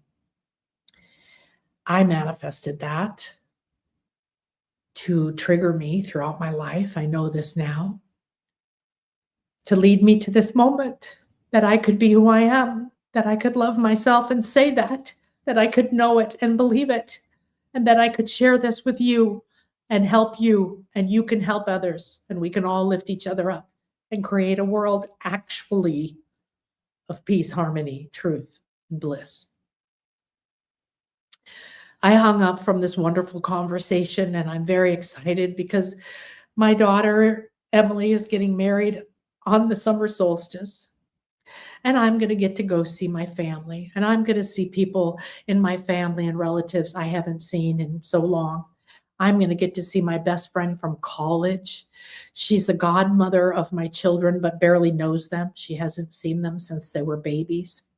I'm going to get to see the birth mother of my children because after my daughter Jordan died, I adopted my twins. And it was a painful, challenging experience that ended in incredible bliss because I got the babies that I wanted. And being a parent, as you know, has its challenges. Everything isn't perfect. And when I decided to adopt, I tried many paths, and I was given an angel who told me to try inform a lady on a plane to try open adoption. And I did it. And it was a path full of fear. And it was a path full of trauma with my mother because she was afraid and actually told me that even though I was 36 years old, that she still feared that my parents, birth parents, were going to show up and take me away. No logic to it. It's a fear. My mother, my adoptive mother, that I am very good friends with now, she lost 3 babies.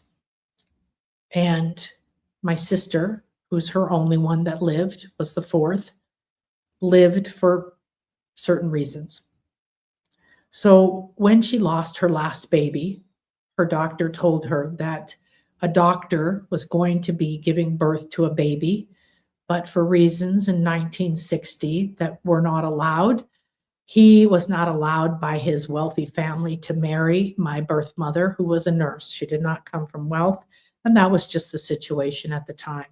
I don't know who my birth parents are, and I have no way of ever knowing them because the doctor who created this adoption has died. This is called a gray market baby. They said, if you would like it, because they were doctors and nurses at the time, abortion was not legal, but they could have easily had an abortion, and I could not have had my life. But I create my life, and I know that I created this pathway, and I know I created the path to get to my mother and father who raised me, who are 92 now. I've been through challenge with them through my whole life, as everyone is.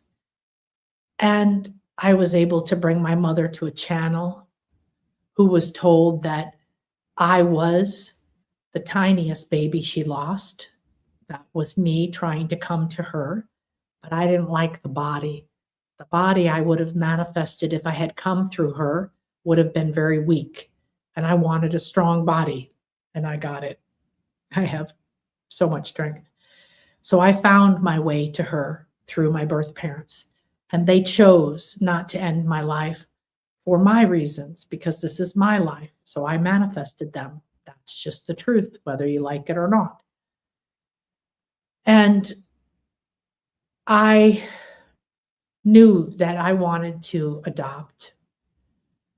And so when I had spent 8 years to have my daughter, Jordan, and she died, I knew that it was time after I tried, it's 1313, after, that's my birthday, after I tried some fertility work and I still couldn't get pregnant, I said, now it's time to adopt. I adopted my twins through an open adoption agency, which means a whole process of being screened and writing up your life story and who you are and how you will raise your children and if you will talk to the birth parents after you adopt them and so on and so forth. Within less than 2 weeks of completing everything, my twins showed up. And many other things happened on the path. It doesn't matter. And we manifested adopting them. They were 8 weeks premature. They fit in my hand. They were super tiny. And I know the birth parents, and I love them. I lost a child. And to have somebody turn around and give me their children, even though they made that decision that for their reasons it was the best thing to do, had deep meaning to me. I will never in my life ever stop loving them, respecting them, and being grateful to them for bringing my children into my life. And I'm doubly blessed because of the open adoption, and my children know who they are, and they've stayed in very close contact to their mother, and the couple stayed together long enough to have 2 more baby boys, so they have 2 full-blood brothers. They know them as well, and they have stayed friends with them over time as they grow. The birth mother and one of their brothers is coming to the wedding. And I've already been in touch because I talk with her. And we've already planned to go out and have brunch together.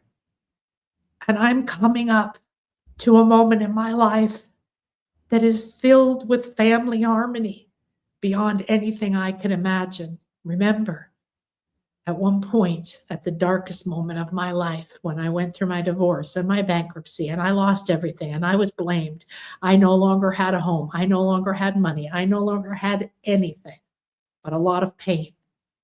I have now manifested this level of harmony, and I will be physically and tangibly be able to touch and hug these people, to love them and bless them and thank them for being a part of my life and my path, and to authentically not feel less than ever again, but grateful and in harmony.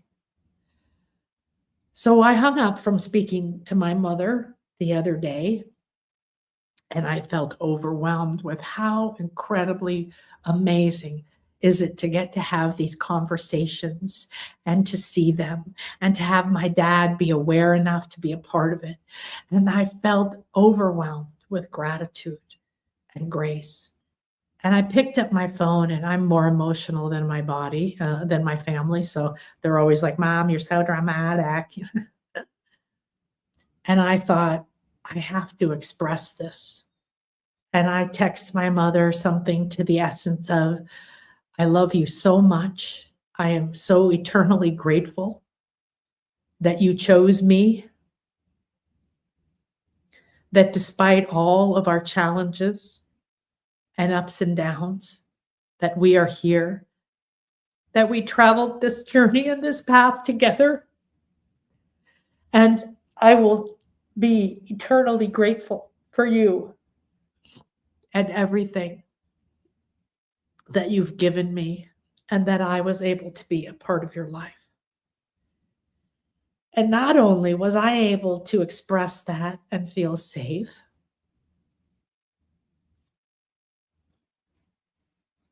I'm so blessed. I'm so blessed. She responded. She's German and very practical, and it's usually like, that's nice, that's good, now let's just march on, we can take all the problems. I know she has breast cancer and has surgery and doesn't tell anybody, oh, that was no big deal, I did it, now we're going on. That's my mom. She responded immediately in that moment. And she told me that you are an incredible blessing in our lives. And you came to us at a moment of our deepest sorrow, losing 3 babies. And she's born to have like 1,000 babies. This mother is a mother. She's a mother. Losing 3 babies was our greatest sorrow. And you came and you brought joy into our lives when we were at the depths of sorrow. And we've been through ups and downs, and you were a challenge coming in with your butterfly ways. She calls me a butterfly. You came in with your butterfly ways into this strict German family with an exacting sister who doesn't think that you act the way people should. And she said, and I will be forever grateful for the joy that you brought to us at the depths of our sorrow. This is what's possible in your life. You can call it healing, wholeness, forgiveness, freedom, release, revelation. I want you to know that no matter where you are with your family, with your finances, with your body or your health, there is no reason for you to suffer, because physical pain or financial stress or any of the trauma and abuse you may have experienced, I bless you and I acknowledge you as a strong and divine being. You are infinite, just like I am, and you will realize it. And it will be a moment when the flowers bloom from your lips and the fruits appear in divine and synchronistic ways on your path. Don't fear, don't doubt, and don't hold yourself back by declaring lack or wondering why. Know that just like me, coming to this life at this time was, as my daughter said, an opportunity. And there are more opportunities right now on this planet for freedom, healing, making money, and anything else you desire than have ever existed before. And it's happening fast, and it isn't something that has to overwhelm you or accelerate your fear. It isn't something to hide from, and it isn't something to force yourself through. Love yourself. Speak sweetness to yourself.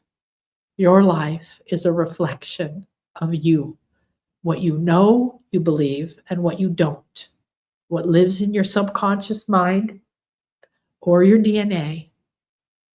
And there are challenges, and things do not work out the way that we want. But everything is for us, because the infinite in every way is who we are. And I can tell you that, not from theory, not from study, not from helping other people, but from absolute knowing and truth. And I hope and I pray, I know that you have been given a gift today too, by coming and showing up and sticking around this long and listening, blah, blah, blah, blah, blah. So our new moon seeds are infinitely blessed. And the dragon within all of us, the master, is in that golden egg. And we are doing the work right now, thinning, dissolving, and cleansing the heavy negative energies that we came with, that we attracted, and that we declared into being, that hide that truth within us. And now we have a path to truth. And you and I, we are one. We are one. We always were. Now we know it. My love, my truth, and my abundance is yours and lives within you in your unique unicorn way. Thank you. I feel very blessed to share. I don't talk about my family much. My children have forbidden me. And that's fine. Yet I feel this was very important to give you, because in the beginning for me, I wanted to read real stories about people who'd had failure and abuse and hard lives, because I wanted to know how they found their way out of it and found their way into being a spiritual teacher, essentially, and using the pain that they'd had and finding the wisdom within it. So now I know that Grandmother Ishmukane at the heart of the earth is my life guide. And my Mayan teachers told me that my birth destiny is to go through these challenges and then become the spiritual teacher that helps others do it too. She's with me. Mother Moon is with us. And therefore, she's with you too. You are never alone. Thank you.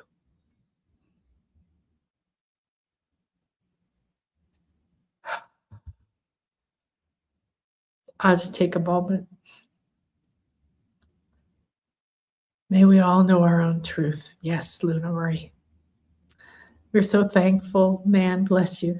Thank you. And I'm going to receive your blessings. Thank you for your raw sharing, for illuminating the path that's available for all, shedding the layer of illusion that have shrouded the fullness of your potential. Blessed be from your lips to the world. Let's all be a blessing. Fuck yeah, that's right. Sorry if that offends you. I could not stop saying fuck yeah the other night. I was like, it was ridiculous. I am Kay. The blessing of going on the journey with my mom was getting to know her as an adult and growing so close with her as her health slowly took her memories from her. So I understand. It's a really, really powerful journey, what you've just been through, MK. Deb has been through it. Most people have been through it. It's an opportunity, and it will strengthen you and free you. And it's really a blessing when we have an opportunity to be with these people before they pass into another realm, because we get to heal a lot of it beforehand. I've walked with many, many of my clients through this process of, especially the mother, but also relationships, husbands, death, divorce, endings. I did my best for her in accepting my siblings as they are. Yeah, it's a big one, right? Even as they don't understand me, I'm grateful for this journey and look forward to what happens next. We can't wait for people to understand us and agree with us. So we walk our path, but we must free them to be who they are and not spend our time judging them or blaming them, because it only entraps us. Thank you for your beautiful light and pure authentic self. Thank you, Victoria. Thank you, Pumpkin. Thank you, everyone. Oh, I'm going to go check on my poor baby. Where did she go? When I get all excited and energetic and shouting like that, she tends to hide. I don't see her, so I'll go find my baby and see how she's doing with her healing. Thank you, everyone. There's no words. We are blessed. Namaste. I'll see you Monday in class. Take care.